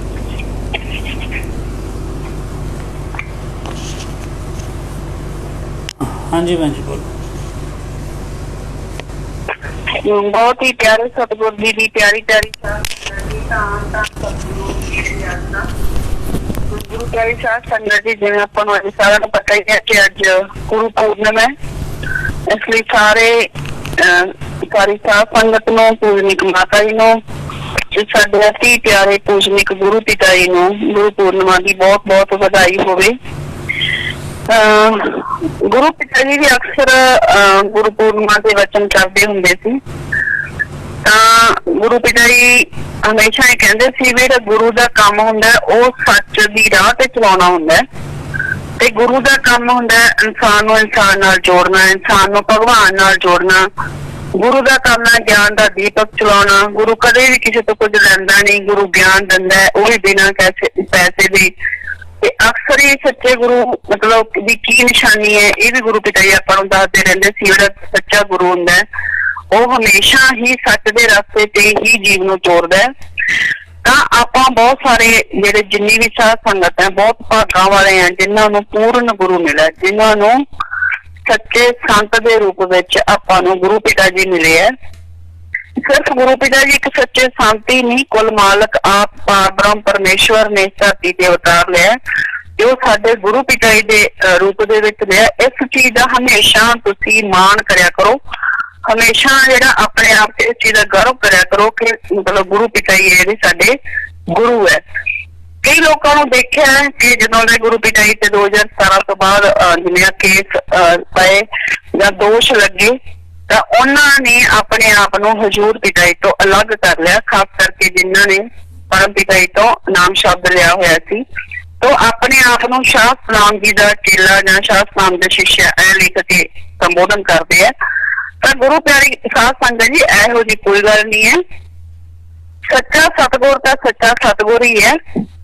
सच्चे सतगुर की कोई कहते हीरा ना हीरा हीरे जे तुम घाटे च भी दब दोगे तो ਉਹਦੀ शान ਦੇ ਵਿੱਚ कदे कोई फर्क नहीं पिया करता। ਜਦੋਂ ਮਰਜ਼ੀ ਉਹਨਾਂ ਨੂੰ ਧਰਤੀ ਦੇ ਵਿੱਚੋਂ ਕੱਢੋਗੇ ਤਾਂ ਉਹਦੀ ਜਿਹੜੀ ਸ਼ਾਨ ਹੈ ਜਾਂ ਜਿਹੜੀ ਉਹਦੀ ਚਮਕ ਹੈ ਉਹ ਕਈ ਗੁਣਾ ਵੱਧ ਕੇ ਹੋਊਗੀ, ਘਟੂਗੀ ਕਦੇ ਨਹੀਂ। ਇਸੇ ਤਰ੍ਹਾਂ ਜਿਹੜੀ ਧੂੜ ਮਿੱਟੀ ਹੁੰਦੀ ਹੈ ਅਸਮਾਨ ਦੇ ਵਿੱਚ ਉੜਦੀ ਹੈ, ਇੱਕਦਮ ਉੜਦੀ ਹੈ ਤੇ ਉਸ ਤੋਂ ਬਾਅਦ ਥੱਲੇ ਡਿੱਗਦੀ ਹੈ, ਧੂੜ ਮਿੱਟੀ ਨਾਲ ਹੀ ਰਲ ਜਾਂਦੀ ਹੈ, ਉਹਦਾ ਕੋਈ ਵਜੂਦ ਨਹੀਂ ਰਹਿੰਦਾ। ਜਿਹੜੇ ਨਕਲੀ ਗੁਰੂ ਹੁੰਦੇ ਉਹ ਇਸੇ ਤਰ੍ਹਾਂ ਹੀ ਹੁੰਦੇ ਆ, ਉਹਨਾਂ ਦਾ ਕੋਈ ਵਜੂਦ ਨਹੀਂ ਹੁੰਦਾ। ਇੱਕਦਮ ਉਹ ਅਸਮਾਨ ਦੇ ਵਿੱਚ ਚੜ੍ਹਦੇ ਆ ਪਰ ਉਸ ਤੋਂ ਬਾਅਦ ਉਹ ਜਿਹੜਾ ਹੈਗਾ ਜਿਵੇਂ ਮਿੱਟੀ ਮਿੱਟੀ ਨਾਲ ਮਿਲ ਜਾਂਦੀ ਹੈ, ਇਸ ਤਰ੍ਹਾਂ ਹੀ ਉਹ ਖਤਮ ਹੋ ਜਾਂਦੇ, ਕੋਈ ਉਹਨਾਂ ਦਾ ਵਜੂਦ ਨਹੀਂ ਰਹਿੰਦਾ। ਪਰ ਜਿਹੜੇ ਹਮੇਸ਼ਾ ਸੱਚੇ ਸੰਤ ਹੁੰਦੇ ਆ ਜਾਂ ਸੱਚੇ ਗੁਰੂ ਹੁੰਦੇ ਆ ਉਹ ਜੁਗਾਂ ਜੁਗਾਂ ਤੱਕ ਰਹਿੰਦੇ ਆ। ਉਹਨਾਂ ਦਾ ਜੋ ਦਿੱਤਾ ਹੋਇਆ ਗਿਆਨ ਆ ਉਹ ਵੀ ਜੁਗਾਂ ਜੁਗਾਂ ਤੱਕ ਰਹਿੰਦਾ। ਇਸੇ ਕਰਕੇ ਹਮੇਸ਼ਾ ਆਪਣੇ ਗੁਰੂ ਪਿਤਾ ਜੀ ਤੇ ਸਾਨੂੰ ਮਾਣ ਹੈ ਕਿ ਕੁਲ ਮਾਲਕ ਪਾਰਬ੍ਰਹਮ ਪਰਮੇਸ਼ਵਰ ਆਪ ਖੁਦ ਧਰਤੀ ਤੇ ਆਏ ਔਰ ਉਹ ਸਾਡੇ ਗੁਰੂ ਸੰਤ ਡਾਕਟਰ ਗੁਰਮੀਤ ਰਾਮ ਰਹੀਮ ਸਿੰਘ ਜੀ ਇਨਸਾਨ ਦੇ ਰੂਪ ਵਿੱਚ ਇਸ ਧਰਤੀ ਤੇ ਆਏ। ਬੇਸ਼ੱਕ ਇਸ ਦੁਨੀਆ ਦੇ ਲੋਕਾਂ ਨੇ ਕੁਝ ਸਵਾਰਥੀ ਲੋਕਾਂ ਨੇ ਜਾਂ ਸਾਡੇ ਆਪਣੇ ਹੀ ਜਿਹੜੇ ਜੋ ਅੰਦਰ ਦੇ ਜ਼ਿੰਮੇਵਾਰ ਸੀ ਗੁਰਗੱਦੀ ਦੇ ਜਿਨ੍ਹਾਂ ਦੇ ਅੰਦਰ ਕੀੜੇ ਬਣੇ ਹੋਏ ਸੀ, ਉਹਨਾਂ ਲੋਕਾਂ ਨੇ ਗੁਰੂ ਪਿਤਾ ਜੀ ਨੂੰ ਜਦੋਂ ਦੇ ਉਹ ਗੁਰੂ ਗੱਦੀ ਤੇ ਬੈਠੇ ਉਦੋਂ ਤੋਂ ਬੇਹੱਦ ਪਰੇਸ਼ਾਨ ਕਰ ਰੱਖਿਆ ਸੀ। ਉਹਨਾਂ ਨੂੰ ਮਾਰਨ ਦੇ ਨਾਲ ਤਰ੍ਹਾਂ ਤਰ੍ਹਾਂ ਦੀਆਂ ਸਾਜ਼ਿਸ਼ਾਂ ਹਰ ਰੋਜ਼ ਬਣ ਰਹੀਆਂ ਸੀ। ਪਰ ਫਿਰ ਵੀ ਅਸੀਂ ਕਹਿੰਦੇ ਹਾਂ ਧੰਨ ਉਹ ਸਤਿਗੁਰ ਜਿਨ੍ਹਾਂ ਨੇ 27 ਸਾਲ ਇਹਨਾਂ ਜਿਹੜੇ ਕਾਲ ਦੇ ਏਜੰਟਾਂ ਦੇ ਵਿਚਕਾਰ ਰਹਿ ਕੇ ਜਿਹੜਾ ਹੈਗਾ ਇੰਨੀ ਦੁਨੀਆ ਨੂੰ ਨਾਮ ਨਾਲ ਜੋੜਿਆ, ਇੰਨੀ ਦੁਨੀਆ ਦੇ ਜਿਹੜੇ ਘਰ ਉਹ ਸਵਰਗ ਬਣਾਏ। ਗੁਰੂ ਪਿਤਾ ਜੀ ਨੇ ਆਪਣੀ ਜਾਨ ਦੀ ਜਾਂ ਆਪਣੀ ਕਿਸੇ ਸਰੀਰ ਦੀ ਕਦੇ ਸੁੱਖ ਆਰਾਮ ਦੀ ਕਦੇ ਪਰਵਾਹ ਨਹੀਂ ਕੀਤੀ ਸੀ। ਦਿਨ ਰਾਤ ਕਈ ਵਾਰ ਤਾਂ ਗੁਰੂ ਪਿਤਾ ਜੀ 22 ਘੰਟੇ ਵੀ ਕੰਮ ਕਰਦੇ, ਅੱਖਾਂ ਦੇ ਸਾਹਮਣੇ ਹੀ ਸਾਡੇ 22 ਘੰਟੇ ਗੁਰੂ ਪਿਤਾ ਜੀ ਨੇ ਕੰਮ ਕੀਤਾ ਹੋਇਆ। ਜੇ ਇੰਨੀ ਜਲਦੀ ਡੇਰਾ ਸੱਚਾ ਸੌਦਾ ਦੇ ਵਿੱਚ ਸਾਰੀ ਇੰਨੀ ਤਰੱਕੀ ਹੋਈ, ਇੰਨਾ ਜਿਹੜਾ ਸਰਸਾ ਸ਼ਹਿਰ ਆ ਉਹਨੂੰ ਕਿਤੇ ਦੀ ਕਿਤੇ ਲੈ ਗਏ, ਇੰਨੀ ਡਿਵੈਲਪਮੈਂਟ ਹੋਈ, ਇੰਨੀਆਂ ਕਲੋਨੀਆਂ ਬਣੀਆਂ, ਇੰਨਾ ਡੇਰਾ ਕਿਤੇ ਦੀ ਕਿਤੇ ਬਣਿਆ ਤਾਂ ਜਾਂ ਗੁਰੂ ਪਿਤਾ ਜੀ ਇੰਨੀ ਸੰਗਤ ਵਧਾਈ। ਜਦੋਂ ਗੁਰੂ ਪਿਤਾ ਜੀ ਗੁਰਗੱਦੀ ਤੇ ਆਏ ਤਾਂ ਸਿਰਫ ਲੱਖਾਂ ਦੇ ਵਿੱਚ ਸੰਗਤ ਸੀ ਤਾਂ ਕਰੋੜਾਂ ਦੇ ਵਿੱਚ ਸਾਧ ਸੰਗਤ ਦਾ ਜਾਣਾ ਤੇ ਗੁਰੂ ਪਿਤਾ ਜੀ ਦੀ ਦਿਨ ਰਾਤ ਦੀ ਮਿਹਨਤ ਹੈ। ਤਾਂ ਗੁਰੂ ਪਿਆਰੀ ਸਾਧ ਸੰਗਤ ਜੀ ਇਸ ਤਾਂ ਗੁਰੂ ਪੂਰਨਿਮਾ ਦੇ ਦਿਨ ਆਪਣੇ ਗੁਰੂ ਪਿਤਾ ਜੀ ਨੂੰ ਅਰਬਾਂ ਖਰਬਾਂ ਧੰਨ ਧੰਨ ਕਰਦੇ ਆ ਤੇ ਉਹਨਾਂ ਨੂੰ ਸਾਜਦਾ ਕਰਦੇ ਆ ਤੇ ਅਸੀਂ ਉਹਨਾਂ ਦੇ ਅੱਗੇ ਅਰਦਾਸ ਕਰਦੇ ਹਾਂ, ਸਤਿਗੁਰ ਰਹਿਮਤ ਕਰੋ ਕਿ ਹੁਣ ਜਿਹੜੀ ਬੁਰਾਈ ਹੈ ਇਹਨੂੰ ਜੜ ਤੋਂ ਪੁੱਟ ਦੋ, ਜਿਹੜੀ ਬੁਰਾਈ ਹੈ ਇਹ ਪੂਰੇ ਸੰਸਾਰ ਤੋਂ ਹੀ ਖਤਮ ਕਰ ਦੋ। ਪਰ ਡੇਰੇ ਦੇ ਅੰਦਰ ਜੋ ਬੁਰਾਈ ਦਾ ਪਹਾੜ ਖੜਾ ਹੋ ਗਿਆ ਇਹਨੂੰ ਜਲਦੀ ਤੋਂ ਜਲਦੀ ਜਿੰਨਾ ਖਤਮ ਕਰ ਸਕਦੇ ਇਹਨੂੰ ਖਤਮ ਕਰੋ। ਤੇ ਡੇਰਾ ਸੱਚਾ ਸੌਦਾ ਦਾ ਨਾਮ ਜੋ ਸੱਚਾ ਸੌਦਾ ਹੈ ਉਹ ਸੱਚਾ ਸੌਦਾ ਹੀ ਰਹਿਣਾ ਚਾਹੀਦਾ ਤੇ ਸੱਚ ਦਾ ਵਪਾਰ ਹੀ ਹੋਣਾ ਚਾਹੀਦਾ। ਤੁਸੀਂ ਇੱਥੇ ਸੱਚ ਦਾ ਜਿਹੜਾ ਰਾਜ ਹੈ ਉਹ ਸਥਾਪਿਤ ਕਰੋ। ਸਾਡੀ ਅੱਜ ਗੁਰੂ ਪੂਰਨਿਮਾ ਦੇ ਸਮੇਂ ਗੁਰੂ ਪਿਤਾ ਜੀ ਦੇ ਅੱਗੇ ਇਹੀ ਦਿਲੀ ਅਰਦਾਸ ਹੈ ਤੇ ਆਪਾਂ ਵੀ ਸਾਰਿਆਂ ਨੇ ਗੁਰੂ ਪਿਤਾ ਜੀ ਨਾਲ ਗੁਰੂ ਪੂਰਨਿਮਾ ਦੇ ਮੌਕੇ ਤੇ ਇਹ ਵਾਅਦਾ ਕਰਨਾ ਹੈ ਕਿ ਗੁਰੂ ਪਿਤਾ ਜੀ ਦੇ ਜੋ ਵਚਨ ਹੈ ਆਪਾਂ ਉਹਨਾਂ ਵਚਨਾਂ ਨੂੰ ਵਾਅਦਾ ਕਰੀਏ ਗੁਰੂ ਪਿਤਾ ਨੇ ਤੇ ਆਪਾਂ ਉਹਨਾਂ ਸਾਰੇ ਵਚਨਾਂ ਨੂੰ ਮੰਨੀਏ। ਔਰ ਸਭ ਤੋਂ ਵੱਡੀ ਗੱਲ ਆਪਣੇ ਗੁਰੂ ਪਿਤਾ ਜੀ ਦੀ ਜੋ ਸੋਚ ਹੈ, ਗੁਰੂ ਪਿਤਾ ਜੀ ਚਾਹੁੰਦੇ ਕੀ ਸੀ, ਸਾਡੇ ਦੇਸ਼ ਨੂੰ ਲੈ ਕੇ ਗੁਰੂ ਪਿਤਾ ਜੀ ਦੀ ਕੀ ਸੋਚ ਹੈ, ਸਮਾਜ ਨੂੰ ਲੈ ਕੇ ਗੁਰੂ ਪਿਤਾ ਜੀ ਦੀ ਕੀ ਸੋਚ ਹੈ, ਸਮਾਜ ਲਈ ਉਹ ਕੀ ਕਰਨਾ ਚਾਹੁੰਦੇ ਸੀ। ਜਿਵੇਂ ਨੇ ਕੁਝ ਸ਼ਬਦਾਂ 'ਚ ਵੀ ਲਿਖਿਆ ਜੋ ਸਮਾਜ ਲਈ ਸੋਸਾਇਟੀ ਲਈ ਜੋ ਡੇਂਜਰ ਹੈ ਉਹਨੂੰ ਆਪਾਂ ਖਤਮ ਕਰਨਾ ਹੈ ਤਾਂ ਆਪਣਾ ਵੀ ਫਰਜ਼ ਬਣਦਾ ਆਪਾਂ ਉਸ ਚੀਜ਼ ਨੂੰ ਖਤਮ ਕਰੀਏ। ਜੋ ਕਹਿੰਦੇ ਸੀ ਬੁਰਾਈਆਂ ਨੂੰ ਖਤਮ ਕਰਨਾ, ਨਸ਼ੇ ਨੂੰ ਖਤਮ ਕਰਨਾ ਤਾਂ ਆਪਣਾ ਫਰਜ਼ ਬਣਦਾ ਆਪਾਂ ਅੱਗੇ ਆਈਏ, ਆਪਾਂ ਗੁਰੂ ਪਿਤਾ ਜੀ ਦੇ ਇਹਨਾਂ ਵਚਨਾਂ ਨੂੰ ਜਿਹੜਾ ਹੈਗਾ ਪੂਰੀ ਦੁਨੀਆ ਦੇ ਵਿੱਚ ਅੱਗੇ ਲੈ ਕੇ ਜਾਈਏ। ਘੱਟੋ ਘੱਟ ਆਪਣੇ ਦੇਸ਼ ਦੇ ਵਿੱਚ ਤਾਂ ਉਹ ਚੀਜ਼ਾਂ ਲਾਗੂ ਕਰੀਏ। ਗੁਰੂ ਪਿਤਾ ਜੀ ਦੀ ਜੋ ਸੋਚ ਸੀ ਪੂਰੀ ਦੁਨੀਆ ਨੂੰ ਲੈ ਕੇ ਕਿ ਜਿਹੜਾ ਇਹ ਪੂਰੀ ਦੁਨੀਆ ਹੈ ਇਹਦੇ ਵਿੱਚ ਜਿਹੜੀ ਈਰਸ਼ਾ ਹੈ, ਨਫ਼ਰਤ ਹੈ, ਬੁਰਾਈ ਹੈ ਇਹ ਸਾਰੀ ਖਤਮ ਹੋ ਜਾਣੀ ਚਾਹੀਦੀ ਹੈ। ਆਰਾਮ ਨਾਮ ਤੇ ਪ੍ਰੇਮ ਦੀ ਗੰਗਾ ਬਹਿਣੀ ਚਾਹੀਦੀ ਹੈ ਤਾਂ ਆਪਾਂ ਗੁਰੂ ਪਿਤਾ ਜੀ ਦੇ ਜਿਹੜਾ ਇਹ ਸੋਚ ਹੈ ਇਹਨੂੰ ਇਸ ਤੇ ਵੀ ਅਮਲ ਕਰੀਏ, ਇਸ ਨੂੰ ਵੀ ਅੱਗੇ ਲੈ ਕੇ ਜਾਈਏ। ਅਸੀਂ ਖੁਦ ਪਹਿਲਾਂ ਸਾਰਾ ਆਪਣੇ ਅੰਦਰ ਪ੍ਰੇਮ ਪੈਦਾ ਕਰੀਏ। ਆਪਣੇ ਪਿਤਾ ਜੀ ਕਹਿੰਦੇ ਹੁੰਦੇ ਸੀ ਬੇਟਾ ਪ੍ਰੇਮ ਹੈ ਜੋ ਉਹ ਪਹਿਲਾਂ ਤੁਸੀਂ ਆਪਣੇ ਘਰ ਤੋਂ ਸ਼ੁਰੂ ਕਰੋ। ਤੁਹਾਡੇ ਘਰ ਦੇ ਵਿੱਚ ਪ੍ਰੇਮ ਹੋਵੇ ਫਿਰ ਤੁਸੀਂ ਆਪਣੇ ਆਂਢ ਗੁਆਂਢ ਨਾਲ ਪ੍ਰੇਮ ਕਰੋ, ਫਿਰ ਪੂਰੇ ਮੁਹੱਲੇ ਨਾਲ ਪ੍ਰੇਮ ਕਰੋ, ਫਿਰ ਪੂਰਾ ਜਿਹੜਾ ਹੈਗਾ ਤੁਹਾਡਾ ਸ਼ਹਿਰ ਆ ਉਹਦੇ ਨਾਲ ਪ੍ਰੇਮ ਕਰੋ, ਪੂਰੇ ਦੇਸ਼ ਨਾਲ ਪ੍ਰੇਮ ਕਰੋ। ਤਾਂ ਗੁਰੂ ਪਿਤਾ ਜੀ ਹਮੇਸ਼ਾ ਇਹ ਚਾਹੁੰਦੇ ਸੀ ਕਿ ਅਸੀਂ ਪ੍ਰੇਮ ਆ ਸਾਡੇ ਅੰਦਰ ਜਿਹੜੀ ਪ੍ਰੇਮ ਦੀ ਭਾਵਨਾ पैदा होवे। इसे करके फिर गुरबाणी की लाइन भी बोलते सी, जिन प्रेम कियो तिन ही प्रभ पायो। भी जिन्हें प्रेम किया, जिहदे अंदर प्रेम आ, उही परम पिता परमात्मा नूं पा सकदा है। तां असीं इह अज वादा करिए अपने गुरु पिता जी नाल कि हे सतगुर, साडे तो बहुत सारियां गलतियां हो गईयां, जाने अनजाने दे विच अपने तो जरूर गलतियां होवां, जिस करके साडे गुरु पिता जी साडे तो दूर चले गए। कि सतगुर, असीं तेरे बहुत छोटे बच्चे हैं, असीं तां तेरे अनजान दे भोले भाले बच्चे हैं, साडे तो जाने अनजाने गलतियां हो भी गईयां। तां असीं सच्चे दिलों आप जी दे अगे हत्थ जोड़ के बेनती करदे हां, असीं आप जी तो माफी मंगदे हां, साडे बच्चों ते रहम करो, आप जी वापिस आओ जल्दी। सारी आप जी दी बहुत, आप जी दे बच्चों तो जरूरत है ही है, सानू तो गुरु पिता जी आप जी की दिन रात जरूरत है, पर सारे समाज नूं, सारे देश नूं आप जी की बहुत ज्यादा जरूरत है। आप जिन्नी जल्दी वापस आ सकते हो, आप उन्नी जल्दी वापस आओ। अगर आप गुरु पिता जी अगे बार बार ये अरदासां करांगे तो यकीन मनो गुरु पिता जी बहुत जल्दी वापस आउणगे, क्योंकि समुंदर है, ਉਹ ਦਰਿਆ ਦੇ ਸਮੁੰਦਰ ਹੈ। ਮਸਾਨਾ ਹੀ ਮਹਾਰਾਜ ਦੇ ਬਚਨ ਹੈ, ਜਿਹੜਾ ਗੁਰੂ ਹੈ ਨਾ, ਉਹ ਹਮੇਸ਼ਾ ਹੀ ਜਿਹੜਾ ਆਪਣੇ ਜੀਵ ਨੂੰ ਜੇ ਸੱਚੇ ਦਿਲੋਂ ਕੋਈ ਮਾਫੀ ਮੰਗਦਾ ਉਹਨੂੰ ਮਾਫ ਕਰਦਾ ਹੈ, ਕਿਉਂਕਿ ਉਹ ਦਰਿਆ ਦਾ ਸਮੁੰਦਰ ਹੈ। ਤਾਂ ਗੁਰੂ ਪਿਤਾ ਜੀ ਨੇ ਬਹੁਤ ਵੱਡੇ ਵੱਡੇ ਰਾਖਸ਼ਾਂ ਨੂੰ ਵੀ ਮਾਫ ਕੀਤਾ ਇਹ ਤੋਂ ਪਹਿਲਾਂ, तो अपने बच्चों को भी माफ करनगे। ते साडा फर्ज बनता है असीं अपने गुरु पिता जी दे जो भी सोच है, जिवें गुरु पिता जी ने, मैं तो हमेशा इस गल याद रखदी हुंदी हां, जिहड़ी 17 अगस्त 2017 की मीटिंग, गुरु पिता जी दी अख दे इक तां हंझू आउणा कि क्यों इहो ਜਿਹੇ हालात बने, ते गुरु पिता जी दी अखां दे विच हंझू आया और गुरु पिता जी ने हौंका लेके यह कहा कि सारी बदल गई। ਇਹਦਾ मतलब उस समय जो सामने बैठे सी जिन्ने भी जिम्मेवार अपने आप को कहाउंदे सी कि असीं सब तो वड्डे हां, जां होर भी जो बैठे सी, गुरु पिता जी का वचन करना, क्योंकि गल उदों सरकारां दी होई सी भी सेंटर सरकार भी बदल गई, स्टेट सरकार भी बदल गई, तो गुरु पिता जी का हौंका लैके ये कहना कि सारी बदल गई। तो उस तो बाद गुरु पिता जी की अख दे विच हंझू आउणा। तो गुरु प्यारी साध संगत जी, गुरु पिता जी का 17 अगस्त वाला जो चेहरा वो कदे भी भुलदा नहीं है, इन्ना उदास गुरु पिता जी का चेहरा। और जो तुसीं देखिया ही है 25 अगस्त वाले दिन जो फोटोआं बाहर आईयां गुरु पिता जी दीआं, ਉਹਦੇ ਵਿੱਚ भी गुरु पिता जी किन्ने उदास है, खास करके जो जहाज ਦੇ ਵਿੱਚ बैठी हुई ਦੀ फोटो आ रही है गुरु पिता जी, ਤੁਸੀਂ ਉਹਦੇ ਚ ਦੇਖੋ, स्वरूप ਦੇ ਵਿੱਚ ਦੇਖੋ ਕਿਵੇਂ ਪਿਤਾ ਜੀ ਨੇ ਅੱਖਾਂ ਨੀਵੀਆਂ ਕੀਤੀਆਂ ਹੋਈਆਂ ਤੇ ਮੂੰਹ ਦੇ ਉੱਤੇ ਪਿਤਾ ਜੀ ਨੇ ਉਂਗਲ ਰੱਖੀ ਹੋਈ ਹੈ, ਜਿਵੇਂ ਬਹੁਤ ਵੱਡੀ ਸੋਚ ਦੇ ਵਿੱਚ ਪਿਤਾ ਜੀ ਬੈਠੇ ਹੈ।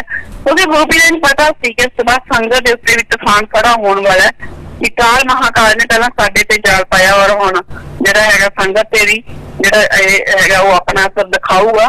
पर आप फिर भी अपने गुरु पिता धन धन करते हैं, जिस जिवें काल ने या काल महाकाल ने अपना तूफान खड़ा सी पंचकूले दे विच खड़ा कीता सी, उस हिसाब नाल फिर भी सतगुर ने पता नहीं सारी साध संगत दी किवें रक्षा कीती। चलो जिन्हां दी मतलब जाना गईयां उन्हां वास्ते आपां नूं बहुत ज्यादा दुख है, उन्हां दी कदी भरपाई नहीं होगी।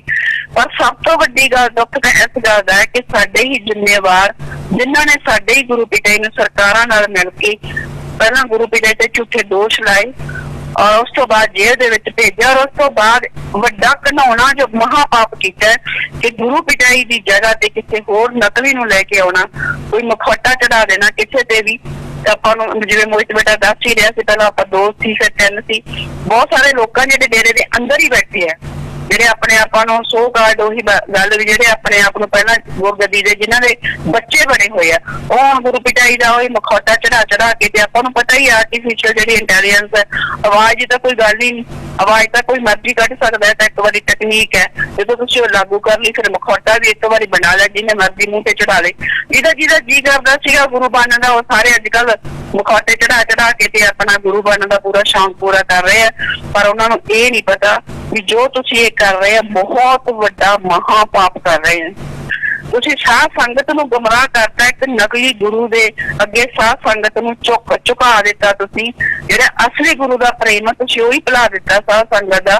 ਅਸਲੀ ਗੁਰੂ ਵਾਸਤੇ ਜੋ ਸਾਧ ਸੰਗਤ ਦੇ ਅੰਦਰ ਤਰਸ ਹੋਣੀ ਚਾਹੀਦੀ ਸੀ, ਉਹ ਤਰਸ ਹੀ ਨਹੀਂ ਉਧਰੋਂ ਖਤਮ ਕਰਤੀ। ਤੁਸੀਂ ਸਾਧ ਸੰਗਤ ਨੂੰ ਨਕਲੀ ਗੁਰੂ ਲਿਆ ਕੇ, ਨਕਲੀ ਗੁਰੂ ਤੋਂ ਪਹਿਲਾਂ ਹੀ ਸਾਧ ਸੰਗਤ ਜਿਹੜੀ ਤਰਸ ਖਤਮ ਕਰਕੇ ਨੱਚਣਾ ਗਾਉਣਾ ਸੰਗਤ ਨੂੰ ਸ਼ੁਰੂ ਕਰਤਾ। जिस भी अंदर आपके गुरु ਲਈ दर्द होगा ना, विराग होगा, और गुरु पिता जी की याद जिन्होंने पल पल आऊगी, वो कदे नच नहीं सकता, ना ढोल से नच सके ना किसी चीज से नच सके। क्यों? उन्होंने गुरु पिता जी जी याद है, जुदाई का जो विछोड़ है, विछोड़ा जां आप जुदाई कहने हैं, जुदाई का सल है जां विछोड़े का दर्द है, उन्होंने नचन नहीं देगा कदे भी। ਤੇ ਜਿਹੜੀ ਸੰਗਤ ਆਪਾਂ ਦੇਖਦੇ ਹਾਂ ਵੀ ਇੰਨੀ ਢੋਲਾਂ ਤੇ ਨੱਚ ਰਹੀ ਹੈ, ਇਹਦਾ ਮਤਲਬ ਉਹਨਾਂ ਦੇ ਅੰਦਰ ਗੁਰੂ ਪਿਤਾ ਜੀ ਜਿਹੜੀ ਜੁਦਾਈ ਦਾ ਜਾਂ ਵਿਛੋੜੇ ਦਾ ਦਰਦ ਸੀ ਉਹ ਬਿਲਕੁਲ ਖਤਮ ਹੋ ਗਿਆ। ਗੁਰੂ ਪਿਆਰੀ ਸਾਧ ਸੰਗਤ ਜੀ, ਗੁਰੂ ਪੂਰਨਿਮਾ ਦਾ ਮਤਲਬ ਇਹ ਨਹੀਂ ਹੁੰਦਾ ਕਿ ਅਸੀਂ ਇੱਕ ਦਿਨ ਆਇਆ ਔਰ ਉਸ ਦਿਨ ਨੂੰ ਮਨਾਇਆ ਜਾਂ ਕੁਛ ਮਤਲਬ ਕਿ ਯਾਦ ਕੀਤੀ ਸਤਿਗੁਰ ਦੀ। ਅਸੀਂ ਆਪਣੇ ਗੁਰੂ ਨਾਲ ਵਾਅਦੇ ਵੀ ਕਰਨੇ ਹੁੰਦੇ ਆ। ਜੋ ਵਚਨ ਅਸੀਂ ਗੁਰੂ ਪਿਤਾ ਜੀ ਦੇ ਨਹੀਂ ਮੰਨ ਸਕੇ ਤੋਂ ਪਹਿਲਾਂ, ਜਿੰਨਾ ਗਲਤੀਆਂ ਕਰਕੇ ਸਾਡੇ ਗੁਰੂ ਪਿਤਾ ਜੀ ਸਾਡੇ ਤੋਂ ਦੂਰ ਹੋਏ, ਤਾਂ ਅਸੀਂ ਉਹਨਾਂ ਨੂੰ ਤੌਬਾ ਕਰੀਏ ਸਤਿਗੁਰ ਦੇ ਅੱਗੇ, ਇਹ ਸਤਿਗੁਰ ਅੱਗੇ ਤੋਂ ਹੀ ਗਲਤੀਆਂ ਨਹੀਂ ਦੁਹਰਾਵਾਂਗੇ। ਤੇ ਗੁਰੂ ਨਾਲ ਵਾਅਦਾ ਵੀ ਕਰੀਏ। ਹਮੇਸ਼ਾ ਆਪਾਂ ਇੱਕ ਹੀ ਚੀਜ਼ ਸੋਚੀਏ, ਜਦੋਂ ਵੀ ਆਪਾਂ ਜਾਗਦੇ ਹੋਈਏ ਸੌਂਦੇ ਹੋਈਏ, ਸਾਡੇ ਦਿਮਾਗ ਦੇ ਵਿੱਚ ਇੱਕ ਹੀ ਗੱਲ ਹੋਵੇ ਵੀ ਇਹ ਸਤਿਗੁਰ ਜੋ ਤੈਨੂੰ ਮਨਜ਼ੂਰ ਨਹੀਂ ਉਹ ਅਸੀਂ ਕਦੇ ਸੁਪਨੇ ਵਿੱਚ ਵੀ ਨਾ ਸੋਚੀਏ। ਜੋ ਕਰਮ ਤੈਨੂੰ ਮਨਜ਼ੂਰ ਆ ਉਹੀ ਸਾਡੇ ਸੋਚ ਵਿੱਚ ਆਵੇ, ਉਹੀ ਕਰਮ ਸਾਡੇ ਤੋਂ ਕਰਵਾਉਣਾ। ਤੇਰੀ ਆਨ ਬਾਨ ਸ਼ਾਨ ਅਸੀਂ ਪੂਰੀ ਦੁਨੀਆ ਦੇ ਵਿੱਚ ਉੱਚੀ ਕਰੀਏ। ਸਾਨੂੰ ਤੇ ਹਿੰਮਤ ਦੇ, ਤਾਕਤ ਦੇ, ਸ਼ਕਤੀ ਦੇ। ਤਾਂ ਗੁਰੂ ਪਿਤਾ ਜੀ ਜ਼ਰੂਰ ਰਹਿਮਤ ਕਰਦੇ ਆ, ਉਹਦੀ ਗੱਲ ਨਹੀਂ। ਪਿਤਾ ਜੀ ਕਹਿੰਦੇ ਹੁੰਦੇ ਸੀ, ਬੇਟਾ ਜੇ ਤੁਸੀਂ ਅਰਦਾਸ ਕਰਨੀ ਆ ਸਤਿਗੁਰ ਅੱਗੇ ਤਾਂ ਹਮੇਸ਼ਾ ਅੱਛਾ ਮੰਗੋ। ਜਦੋਂ ਵੀ ਪਰਮ ਪਿਤਾ ਦੇ ਅੱਗੇ ਤੁਸੀਂ ਅਰਦਾਸ ਕਰਨੀ ਤਾਂ ਅੱਛਾ ਮੰਗੋ। ਤਾਂ ਕਈ ਵਾਰ ਤੁਸੀਂ ਐਵੇਂ ਕੁਛ ਗਲਤ ਮੰਗ ਲੈਂਦੇ ਆ, ਤੁਹਾਡੀ ਭਗਤੀ ਉਦੋਂ ਪੂਰੀ ਹੋ ਜਾਂਦੀ ਹੈ। ਕਈ ਵਾਰੀ ਉਸ ਟਾਈਮ ਤੁਹਾਡੀ ਭਗਤੀ ਪੂਰੀ ਹੋ ਜਾਂਦੀ ਤੇ ਤੁਹਾਡੀ ਜਿਹੜੀ ਉਹ ਕਹੀ ਹੋਈ ਗੱਲ ਹੈ ਉਹ ਪੂਰੀ ਹੋ ਜਾਂਦੀ ਹੈ। ਤੇ ਜੇ ਤੁਸੀਂ ਮਾੜਾ ਮੰਗਦੇ ਆ ਜਾਂ ਮਾੜਾ ਸੋਚਦੇ ਆ ਤਾਂ ਕਹਿੰਦੇ ਫਿਰ ਉਹ ਪੂਰਾ ਹੋ ਜਾਊਗਾ। ਇਸੇ ਕਰਕੇ ਹੀ ਗੁਰੂ ਪਿਤਾ ਜੀ ਆਪਾਂ ਨੂੰ ਹਮੇਸ਼ਾ ਕਹਿੰਦੇ ਸੀ, ਕਦੇ ਵੀ ਤੁਸੀਂ ਨਾ ਨੈਗੇਟਿਵ ਸੋਚਣਾ ਤੇ ਨਾ ਹੀ ਨੈਗੇਟਿਵ ਕਦੇ ਕੋਈ ਕੰਮ ਕਰਨਾ। ਤੇ ਹਮੇਸ਼ਾ ਪਿਤਾ ਜੀ ਕਹਿੰਦੇ ਸੀ ਪੋਜ਼ਿਟਿਵ ਸੋਚਣਾ, ਪੋਜ਼ਿਟਿਵ ਰਹੋ ਤੁਸੀਂ ਹਮੇਸ਼ਾ ਹੀ। ਤਾਂ ਗੁਰੂ ਪਿਤਾ ਜੀ ਦੇ ਜੋ ਵਚਨ ਹੈ ਹਮੇਸ਼ਾ ਉਹਨਾਂ ਨੂੰ ਆਪਾਂ ਦਿਮਾਗ 'ਚ ਰੱਖੀਏ। ਬਾਰ-ਬਾਰ ਆਪਾਂ ਗੁਰੂ ਪਿਤਾ ਜੀ ਦੇ ਵਚਨਾਂ ਨੂੰ, ਜੋ YouTube ਤੇ ਪਏ ਜਾਂ ਕਿਤੇ ਵੀ ਸੋਸ਼ਲ ਮੀਡੀਆ ਤੇ ਪਏ ਆ, ਆਪਾਂ ਗੁਰੂ ਪਿਤਾ ਜੀ ਦੇ ਵਚਨਾਂ ਨੂੰ ਬਾਰ-ਬਾਰ ਸੁਣੀਏ ਤੇ ਸੁਣ ਕੇ ਜ਼ਰੂਰ ਵਿਚਾਰ ਕਰੀਏ। ਜਿਨ੍ਹਾਂ ਵਚਨਾਂ ਨੂੰ ਅਜੇ ਤੱਕ ਆਪਾਂ ਨਹੀਂ ਮੰਨ ਸਕੇ ਉਹਨਾਂ ਵਚਨਾਂ ਨੂੰ ਆਪਾਂ ਜ਼ਰੂਰ ਮੰਨੀਏ। ਅੱਜ ਗੁਰੂ ਪੂਰਨਿਮਾ ਦੇ ਮੌਕੇ ਤੇ ਜੋ ਗੁਰੂ ਦੇ ਪਰਖਾਏ ਮਸਤਾਨਾ ਜੀ ਮਹਾਰਾਜ ਦੇ ਗ੍ਰੰਥ ਦੇ ਵਿੱਚ ਕੁਝ ਵਚਨ ਲਿਖੇ ਹੋਏ ਆ, ਉਹ ਵੀ ਮੈਂ ਜ਼ਰੂਰ ਪੜ੍ਹ ਕੇ ਸੁਣਾਉਂਗੀ। ਕਿਉਂਕਿ ਜੇ ਅੱਜ ਗੁਰੂ ਪੂਰਨਿਮਾ ਹੈ ਤਾਂ ਆਪਣੀ ਕੋਸ਼ਿਸ਼ ਇਹ ਹੋਣੀ ਚਾਹੀਦੀ ਕਿ ਆਪਾਂ ਜ਼ਿਆਦਾ ਤੋਂ ਜ਼ਿਆਦਾ ਆਪਣੇ ਗੁਰੂ ਦੀ ਮਹਿਮਾ ਹੀ ਕਰੀਏ, ਆਪਣੇ ਗੁਰੂ ਪਿਤਾ ਜੀ ਨੂੰ ਲੱਖ ਲੱਖ ਫਾਇਦਾ ਕਰੀਏ ਔਰ ਗੁਰੂ ਪਿਤਾ ਜੀ ਦੀ ਹੀ ਜਿੰਨੀ ਗੱਲ ਕਰ ਸਕਦੇ ਹਾਂ ਉਹ ਕਰੀਏ, ਤਾਂ ਕਿ ਗੁਰੂ ਪਿਤਾ ਜੀ ਜਿਹੜਾ ਹੈਗਾ ਉਹ ਵੀ ਸਾਡਾ ਆਪਣੇ ਬੱਚਿਆਂ ਦਾ ਜਲਦੀ ਜਿਹੜਾ ਹੈਗਾ ਉਹ ਤਰਫ ਦੇਖਣ, ਜਾਂ ਜਿਹੜਾ ਅਸੀਂ ਸਾਡੇ ਅੰਦਰ ਜੋ ਦਰਦ ਹੈ ਗੁਰੂ ਪਿਤਾ ਜੀ ਮਹਿਸੂਸ ਕਰਨ ਤੇ ਜਲਦੀ ਸਾਡੇ ਦੇ ਵਿੱਚ ਜਿਹੜਾ ਵਿਚਕਾਰ ਵਾਪਸ ਆ ਕੇ ਜਿਹੜਾ ਹੈਗਾ ਸਾਨੂੰ ਸਾਰਿਆਂ ਨੂੰ ਦਰਸ਼ ਦਿਦਾਰ ਦੇਣ। ਕਿਉਂਕਿ ਗੁਰੂ ਪਿਤਾ ਜੀ ਤੋਂ ਬਿਨਾਂ ਆਪਾਂ ਦੇਖ ਰਹੇ ਸਾਡੇ ਦੇਸ਼ ਦਾ ਜਿਹੜਾ ਇਸ ਵੇਲੇ ਬਹੁਤ ਬੁਰਾ ਹਾਲ ਹੈ। ਕੋਈ ਵੀ ਲੀਡਰ ਇਹੋ ਜਿਹਾ ਸਾਨੂੰ ਨਹੀਂ ਦਿਖਾਈ ਦਿੰਦਾ ਜੋ ਸਾਡੇ ਦੇਸ਼ ਨੂੰ ਬਚਾ ਸਕਦਾ ਹੈ। ਸਿਰਫ ਤੇ ਸਿਰਫ ਗੁਰੂ ਪਿਤਾ ਜੀ ਹੈ ਜੋ ਪੂਰੇ ਦੇਸ਼ ਨੂੰ ਬਚਾ ਸਕਦੇ ਹੈ। ਤਾਂ ਗੁਰੂ ਪਿਆਰੀ ਸਾਧ ਸੰਗਤ ਜੀ, ਜੋ ਮਸਤਾਨਾ ਜੀ ਮਹਾਰਾਜ ਦੇ ਗ੍ਰੰਥ ਹੈ ਆਪਣੇ ਰੂਹਾਨੀਅਤ ਕੇ ਸੱਚੇ ਰਹਿਬਰ ਭਾਗ 1, ਤਾਂ ਉਹਦੇ ਵਿੱਚ ਜੋ ਗੁਰੂ ਪਰਖਾਏ ਵਚਨ ਹੈ ਉਹ ਜ਼ਰੂਰ ਮੈਂ ਪੜ੍ਹ ਕੇ ਸੁਣਾਉਂਗੀ।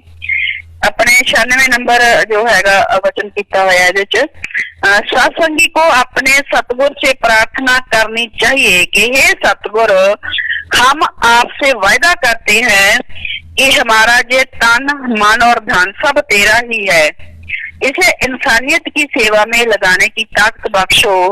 जिस तरह भी हो सके हमें अपना बना ले, अपनी भक्ति, अच्छे लोगों की संगत और आपकी याद हमेशा दिलों में बनी रहे, यही हमारी आपसे अरदास है। ये जो बहुत सोने वचन मस्ताना महाराज ने लिखे हुए हैं, ਤਾਂ ਆਪਾਂ ਨੂੰ ਸਾਰਿਆਂ ਨੂੰ ਫਰਜ਼ ਬਣਦਾ ਹੈ ਕਿ ਅਸੀਂ ਇਹਨਾਂ ਵਚਨਾਂ ਤੇ ਜ਼ਰੂਰ ਅਮਲ ਕਮਾਈਏ।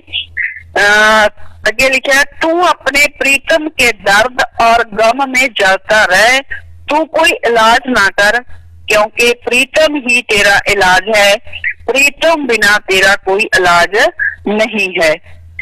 आगे वचन एक, इश्क उसका नाम है जिसमें साहिब की याद में सब कुछ भूल जाए, जो साहिब का आशिक होता है वह तरलोकी का सुख और दुनिया को भूल जाता है।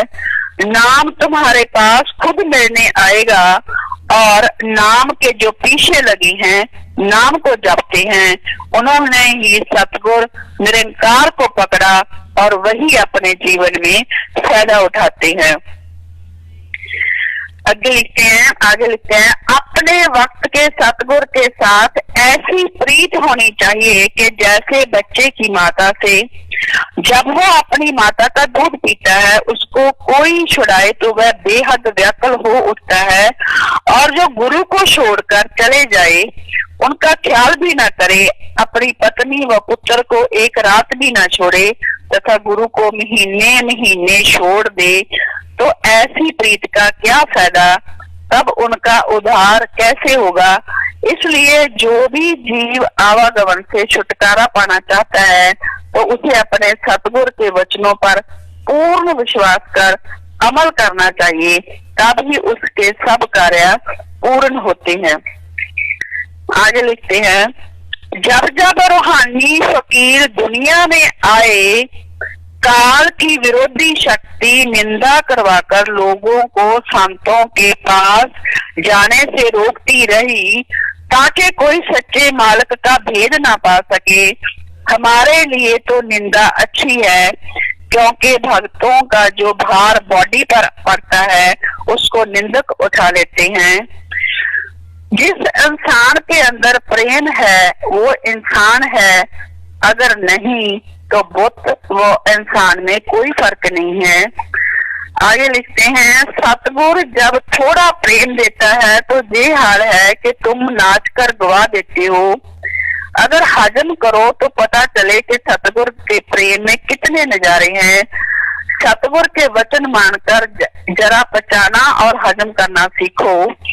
आगे लिखते हैं, सतगुरु की याद में एक आंसू निकलना हीरे जवाहरात से ज्यादा मोल रखता है। हर हाल में सतगुरु से प्रेम रखो तथा समझो कि मेरा सतगुरु मुझसे कभी नाराज नहीं होता है तथा सदा माफ करने वाला है। इसमें मस्तानी महाराज मतलब हमें समझ आते हैं भी आप हमेशा सतगुरु के प्रेम में याद रखो कि हमारा गुरु हमसे कभी नाराज ही नहीं होता, कि सदा हमें माफ करने वाला है। ये तो गुरु प्यारी साध संगत जी है, गुरु पिता जी हमेशा दयालु दातार हैं, वो हमेशा ही अपने बच्चों को माफ करते आए हैं और अब भी जरूर माफ करेंगे। आगे लिखते हैं, पुत्र यह बात बिल्कुल ठीक है कि बगैर सिमरन किए इस काल के दायरे से निकलना मुश्किल है। असि बोलते हैं इकलत इथे इकलत उथे, जो आशिक हैं वे इश्क के घोड़े पर जाएंगे, बाकी बिना सिमरन के काल आत्मा को नहीं निकलने देता। जहाँ थोड़ी देर का भजन सिमरन आगे मौत के बाद हजारों साल के सिमरन से भी अच्छा है। इसलिए इंसानी देह में जो भजन करेगा वह सुख पाएगा। आगे लिखा है, हमेशा खुश रहो, सबसे प्यार मोहब्बत से मिलो, खुश दिली से पेश आने से बढ़कर और कोई ऊंची बात नहीं है। उस आदमी का संग करो जो मालिक के प्रेम में रमा हो, जिसके अंदर मालिक से मिलने की सच्ची तड़प हो। आगे लिखते हैं, बल्हारे जावा अपने सतगुर पर, जिन्होंने हमें बताया कि आत्मा का वतन यह नहीं है और जहां आत्मा आकर किस तरह फंस गई है। अब तो यही चिंता लगी रहती है कि कोई समय ऐसा आए कि हम जहां से चले जाएं। खाना पीना हराम, लांत है मेरे मन को जो ठगों के देश में बैठा है। उठ तो चले अभी साहिब के दरबार में, वहां चलकर बैठे अपने सच्चे धाम में। आगे है, सतगुर को अंदर प्रकट करने के लिए सिमरन ही असली तरीका है। अपने मन को हमेशा उसकी याद में लगा के रखो, चाहे 5 मिनट सिमरन हो, 10 मिनट सिमरन हो या आधा घंटा हो, लेकिन सच्ची लगन से हो। जहां मृत्यु लोक में किया गया घंटों का सिमरन रूहानी मंडलों के हजारों साल के सिमरन से बेहतर है। जो भागों वाला होता है वह अपनी सुरत को अंदर एकाग्र करके अंदर की रहमतें प्राप्त करता है। अपने मन को तुम्हें रोज समझाना चाहिए। जिस प्रकार एक पिता अपने बच्चे को पढ़ने के लिए प्यार से समझाता है, उसी तरह तू भी अपने मन को प्रभु भक्ति में लगाने के लिए प्यार से समझा। आगे है, जिन्होंने रब को पाया है रो रो कर ही पाया है। सच्चा नाम आखन औखा, मन को मारने की सिमरन के सिवाय और कोई दवा नहीं है। सिमरन करते जाओ, अंदर से 5 चोर निकलते जाएंगे। जितना मन के साथ मुकाबला करोगे उतना ही ईश्वर के करीब होते जाओगे। सतगुरु को अपने अंदर समझो, बाहर तवज्जो नहीं रखनी चाहिए। जितना मन के साथ मुकाबला करोगे उतना ही अच्छा है। सुबह 3 बजे उठकर मुंह हाथ धोने के बाद बैठ जाओ और फिर मन से बोलो कि मुझे संतों ने, महात्माओं ने बताया है कि परमेश्वर तेरे अंदर है। पोथियों व ग्रंथों में भी यही लिखा हुआ है कि परमेश्वर तेरे अंदर है। अगर तू अंदर ना जाने देगा तो परमेश्वर से मिलाप कैसे होगा? इसलिए तू मान जा और प्रभु के दर्शन प्राप्त कर लेने दे। ऐसे नित्या करने से तुम्हारा मन भजन स्मरण में लग जाएगा। कईयों का मन होता है कि वो 3 बजे उठने नहीं देता। उनके लिए गुरु पिटाई के स्पेशल मस्ताना महाराज के वचन है कि सुबह 3 बजे उठकर मुंह हाथ धोने के बाद आप ये मतलब के सतगुरु के आगे ये अरदास करो तो जरूर आपके ये अरदास मंजूर होगी। आप अपने मन को ही कहो कि मेरा जो परमेश्वर है वो अंदर बैठा है, मेरा सतगुरु अंदर बैठा है, मैंने उसके दर्शन करने हैं, इसलिए तू मुझे मेरे गुरु से दूर ना कर। तो ऐसी प्रार्थना है, मैंने तो अपने गुरु के दर्शन करने हैं।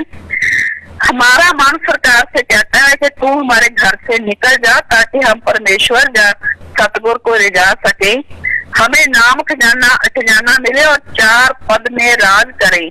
जिस तरह हमारे देश के लोग अंग्रेज सरकार से कहते थे कि हमारे मुल्क से निकल जाओ, हम अपना राज खुद करेंगे, तथा जिस तरह अंग्रेजी सरकार भारतीयों को राज देना नहीं चाहती थी और इस मुल्क को लूट कर ऐशो आराम करना चाहती थी, इसी तरह मन, माया, काम, क्रोध आदि की गवर्नमेंट खुद अमृत पीती है और ऐशो आराम करती है और आत्मा को जिसका हक है उसे अमृत पीने नहीं देती। आगे है, सिमरन द्वारा मन को जीतो, हठ जोग ना करो, मन और काल के फंदों को छोड़ो, बाहरी रसों को छोड़कर अंदर के नूरी रस को प्राप्त करो। आगे सिवाय सतगुर के ख्याल के सब बातें बेकार हैं। भी हमें सिर्फ और सिर्फ अपने सतगुर का ही ख्याल करना चाहिए। सिवाय सतगुर के ख्याल के सब बातें बेकार है। अपने दिल में सतगुर के सिवाय दूसरी बात रखने की जगह ना बना। आगे है, सतगुर इंसान की हर हरकत को जानता है। ये गुरु पिताजी भी अक्सर वचन करते होते थे कि आपके सोचने से पहले सतगुर को पता है। मस्ताना महाराज के भी यही वचन है कि सतगुर इंसान की हर हरकत को जानता है। मन वैरी है, दुश्मन है, चोर है, ठग है, पापी है, दुष्ट है और अपना काम निकालता रहता है, इसके वार से बचो।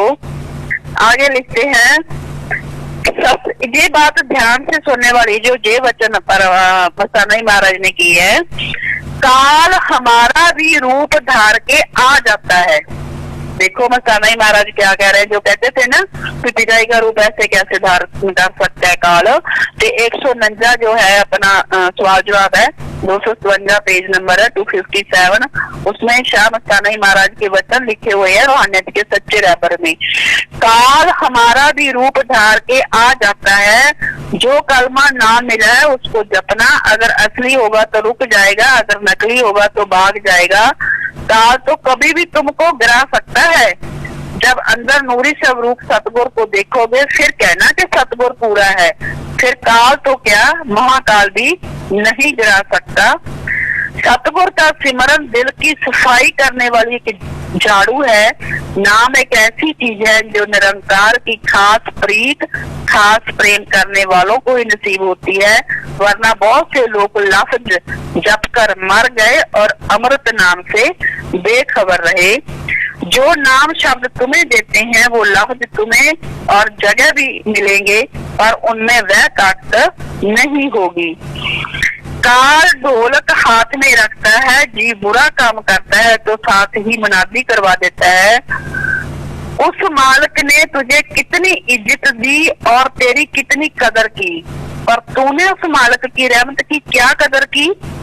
यह जो शाही ठाट है यही रह जाएगा और तू इस जहां से खाली हाथ जाएगा। तेरे पास नाम का खजाना नहीं तो उस मालिक की दरगाह में तेरे जैसा कंगाल मस्ताने को और कोई नजर नहीं आएगा। गुरु प्यारी साहब संगत जी क्लास में और बस पढ़ते हैं। सतगुर जहाँ सतगुर की चर्चा होती है, जहाँ सतगुर की चर्चा होती है वहाँ सतगुर स्वयं हाजिर होता है। साहिब हमारे साथ बिन ढोल बिन साज, बाहर का नाच गाना साज है, ये तो हार श्रृंगार की तरह है। हार श्रृंगार से माल का खुश नहीं होता, सिमरन तो करना ही पड़ेगा। जिस प्रकार एक बोरी कोयलों से भरी हो, उसमें रुपए डालते जाओ और कोयले निकालते जाओ, तो रोज रोज ऐसा करने से एक दिन वह रुपए की बोरी, रुपयों की बोरी हो जाएगी। इस तरह नाम जपते जपते जय तन नाम रूप हो जाएगा। सतगुर आवे या ना आवे, उनके ऊपर हमारा कोई जोर नहीं है, क्योंकि हमने सतगुर से इकरार किया था कि 2 वक्त जरूर तुम्हारी याद में लगाऊंगा, परंतु तूने तो बिल्कुल ही उसे बुला दिया। फिर वह सतगुर कैसे आवेगा? वह बेपरवाह है, आवे या ना आवे, आगे उसकी मौज। पूरा सतगुर तो मिल गया, परंतु तुमने सतगुर के खजाने का अमृत रूपी रस नहीं चखा। जब तक जार दिलबर ना मिलसी साई, तब तक परमेश्वर ना लभसी साई। राम राम राम कर दुनिया मर गई, राम ने लभ्या साई। राम तो आदमी बनकर आया, सतगुर राम कराई, तब परमेश्वर मिले सोई। जेड़े ऐसे रह गए सारे, अगे तकलीफा पाई। गुरु प्यारी साहब संगत जी, जो लास्ट में आपको पढ़ के मैंने सुनाया, ਜਿਹੜਾ ਲਾਸਟ ਦੇ ਵਿੱਚ ਪੜ੍ਹ ਕੇ ਸੁਣਾਇਆ, ਉਹ ਬਹੁਤ ਧਿਆਨ ਮੰਗਦਾ ਸਾਡਾ ਵੀ ਸਤਿਗੁਰ ਆਵੇ ਨਾ ਆਵੇ, ਵੀ ਸਾਡਾ ਉਹਦੇ ਤੇ ਕੋਈ ਜ਼ੋਰ ਨਹੀਂ, ਕਿਉਂਕਿ ਅਸੀਂ ਸਤਿਗੁਰ ਨਾਲ ਵਾਅਦਾ ਕੀਤਾ ਸੀ ਕਿ ਤੁਹਾਡੀ ਯਾਦ ਦੇ ਵਿੱਚ ਅਸੀਂ ਜਿਹੜਾ ਹੈਗਾ ਲਾਵਾਂਗੇ, ਮਤਲਬ ਸੁਬਾਹ ਸ਼ਾਮ ਸਿਮਰਨ ਕਰਾਂਗੇ, ਤੁਹਾਡੀ ਯਾਦ ਦੇ ਵਿੱਚ ਮੈਂ ਸਮਾਂ ਲਾਉਂਗਾ। ਪਰ ਕਹਿੰਦੇ ਤੂੰ ਤਾਂ ਬਿਲਕੁਲ ਹੀ ਭੁਲਾ ਦਿੱਤਾ। ਫਿਰ ਉਹ ਕਹਿੰਦੇ ਸਤਿਗੁਰ ਕਿਵੇਂ ਆਵੇ, ਉਹ ਤਾਂ ਬੇਪਰਵਾਹ, ਆਵੇ ਨਾ ਆਵੇ ਉਹਦੀ ਮੌਜ ਹੈ। ਤਾਂ ਗੁਰੂ ਪਿਆਰੀ ਸਾਧ ਸੰਗਤ ਜੀ, ਆਪਾਂ ਆਪਣੇ ਸਤਿਗੁਰ ਨੂੰ ਵਾਪਸ ਲੈ ਕੇ ਆਉਣਾ ਹੈ। चाहे कुछ भी, मतलब पिता जी कहते सी करूं जतन ते वापस तुझे ले जाऊंगा, तो गुरु पिता जी ने तो अपने वादा किया हुआ, सानू चाहे कोई भी जतन करना पवे, सानू वापस लेके जावांगे। तो आपां भी अपने सतगुर नाल वादा करिए अज गुरु पूर्णिमा ते, भी जो असी अपने सतगुर नूं, जिवें मस्ताना जी महाराज दे वचन है कि इकरार किया होया है। आपां बहुत सारी संगत ने आपां सिमरन ग्रुप बनाया, इसे करके सुबह ब्रह्म मुहूर्त दे विच बहुत वधिया जिहड़ा हैगा सिमरन चल रहा, 3 ਤੋਂ 4 ਦੇ ਵਿਚਕਾਰ ਅੱਧਾ ਘੰਟਾ, और शाम ਨੂੰ भी ਅੱਧਾ घंटा गुरु पिता जी दे वचनां दे अनुसार। इसे करके ही ਜਿਹੜਾ सिमरन शुरू किया गया सी, ताकि आप जो गुरु पिता जी इको चीज बार बार सानू कहते सी कि बेटा समा निश्चित करो और सुबह शाम उस परम पिता परमात्मा की भगती करो, जो सिमरन तुहानू दिता होया। तो आप वो भी गुरु पिता जी के वचनों के अनुसार शुरू किया होया, ते होर भी आप गुरु पिता जी के अंदरों ही जिहड़ा हैगा वादा करिए कि हर पल हर समय आप गुरु पिता जी नाल अपनी तार जोड़ के रखिए, ताकि गुरु पिता जी जिहड़ा बहुत जल्दी साडे विचकार आउण ते सारिआं नूं दस दिदार देण। धन धन सतगुरु तेरा ही आसरा। धन धन सतगुरु तेरा ही आसरा। साध संगत जी, एक तो जानकारी आपको बता दें, खास तौर पे उन लोगों को, क्योंकि मेरे पास 1-2 कॉल आए हैं, और वो कॉल ये कि डेरे के ना कई बंदे फरार हैं, जैसे आदित्य अरोड़ा, ये बरगाड़ी बेअदबी वाले या मोड़ मंडी बॉम्ब ब्लास्ट वाले, तो ये लोग फरार हैं। अब एडम ब्लॉक को, क्योंकि एडम ब्लॉक के जो मेन प्रबंधक है रिंकू, राकेश, जगजीत, PR नैन, ये लोग सारे क्या हैं भी, इन्होंने इनसे अपराध करवाए हैं, इसलिए यही इनको छुपा के रखते हैं भी कहीं पकड़े गए तो हमारा नाम ना ले दें। तो बाकी कुछ ऐसे होते हैं जो पकड़े जाते हैं, अगर ले देते हैं तो फिर वो जेल में भी मारे जाते हैं, जैसे महेंद्र पाल बिट्टू मारा गया। तो मतलब क्या है कि 1-2 कॉल मेरे पास आए हैं भी, जिनके घर, फ्लैट या कोठियाँ वगैरह जिनकी यहाँ पे हैं डेरा के अंदर, डेरे की जैसे शासत नामपुरा है, MSG complex, true soul complex, भी इन कईयों की प्रॉपर्टी यहाँ पे है, जैसे मकान जिनको बेचे हुए हैं इन्होंने, और वो आप यहाँ नहीं रहते, या कोई किराएदार छोड़ दिया या किस तरह से, जो आप नहीं रहते यहाँ पे। तो ऐसे में 1-2 कॉल आए हैं भी, राकेश डिडबा ने वो मकान कब्जा लिए, और ना तो वो उनके मकान ही वापस कर रहा है और ना ही पैसा वापस कर रहा है। अब क्योंकि लोग वो रहते नहीं हैं यहाँ पे, और वो रहते हैं बाहर कहीं इधर उधर जहाँ भी रहते हैं। ऐसे में एक व्यक्ति का इसने बताया जी मेरा तो कब्जा लिया, और बाद में जब हमने पता किया तो पता चला भी वो फ्लैट प्रदीप कलेर को रहने के लिए दिया गया है। जो फ्लैट कब्जाया गया है वो प्रदीप कलेर को रहने के लिए दे दिया गया, और उसके बाद उसके ऊपर 4-5 सीसीटीवी कैमरे भी लगा दिए। मतलब आप अंदाज़ा लगाओ भी आपकी कोई प्रॉपर्टी है तो आपसे, क्योंकि उस टाइम तो ये आप, हालांकि ये सारा जितने भी बिल्डिंग है, जितने भी कॉलोनीज़ हैं, ये सब इलीगल हैं, और इलीगल इतनी है भी हरियाणा सरकार ने हाई कोर्ट में लिख कर दे रखा है भी ये सारी गैर कानूनी कंस्ट्रक्शंस हुई हैं। कम से कम 33 बिल्डिंग ऐसी हैं डेरे की जो हाई कोर्ट के रिकॉर्ड पे गैर कानूनी हैं। तो ये उनमें से सारी कॉलोनीज़ ये गैर कानूनी है। इन्होंने 2 नंबर में पैसा कमाने के लिए सब कुछ किया। अब क्योंकि इसका कोई पेपर वर्क नहीं है, कोई रिकॉर्ड नहीं है, इनका बिजली का बिल कोई पक्का नहीं है, क्योंकि जब सरकार की तरफ से सैंक्शन ही नहीं हुआ तो पक्का बिल कैसे आएगा। तो वो सारी चीज़ें इन्होंने अपने तरीके से मैनिपुलेट कर रखी हैं। ऐसे में उसने बोला भी कब्जा लिया जी, ना तो मेरे वो पैसे ही दे रहे हैं, ना ही वो मेरे को मकान वापस कर रहे हैं, और उसके बाद बोलते हैं भी जो करना है कर लो।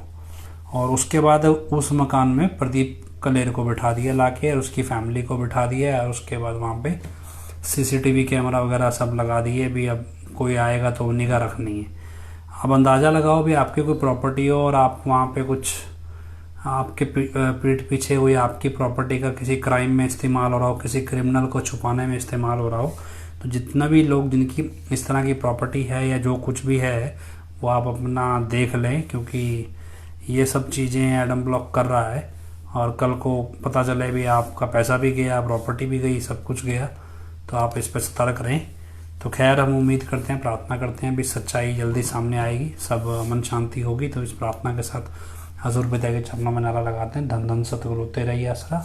एक बार फिर से आपको आज के इस पवित्र त्यौहार गुरु पूर्णिमा की मुबारकबाद, बधाई देते हैं जी। धन धन सतगुरु तेरा ही आसरा।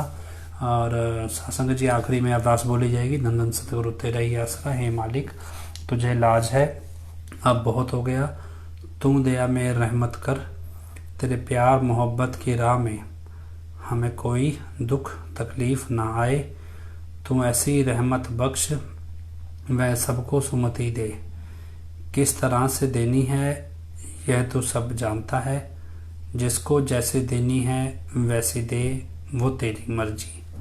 धन धन सतगुरु तेरा ही आसरा।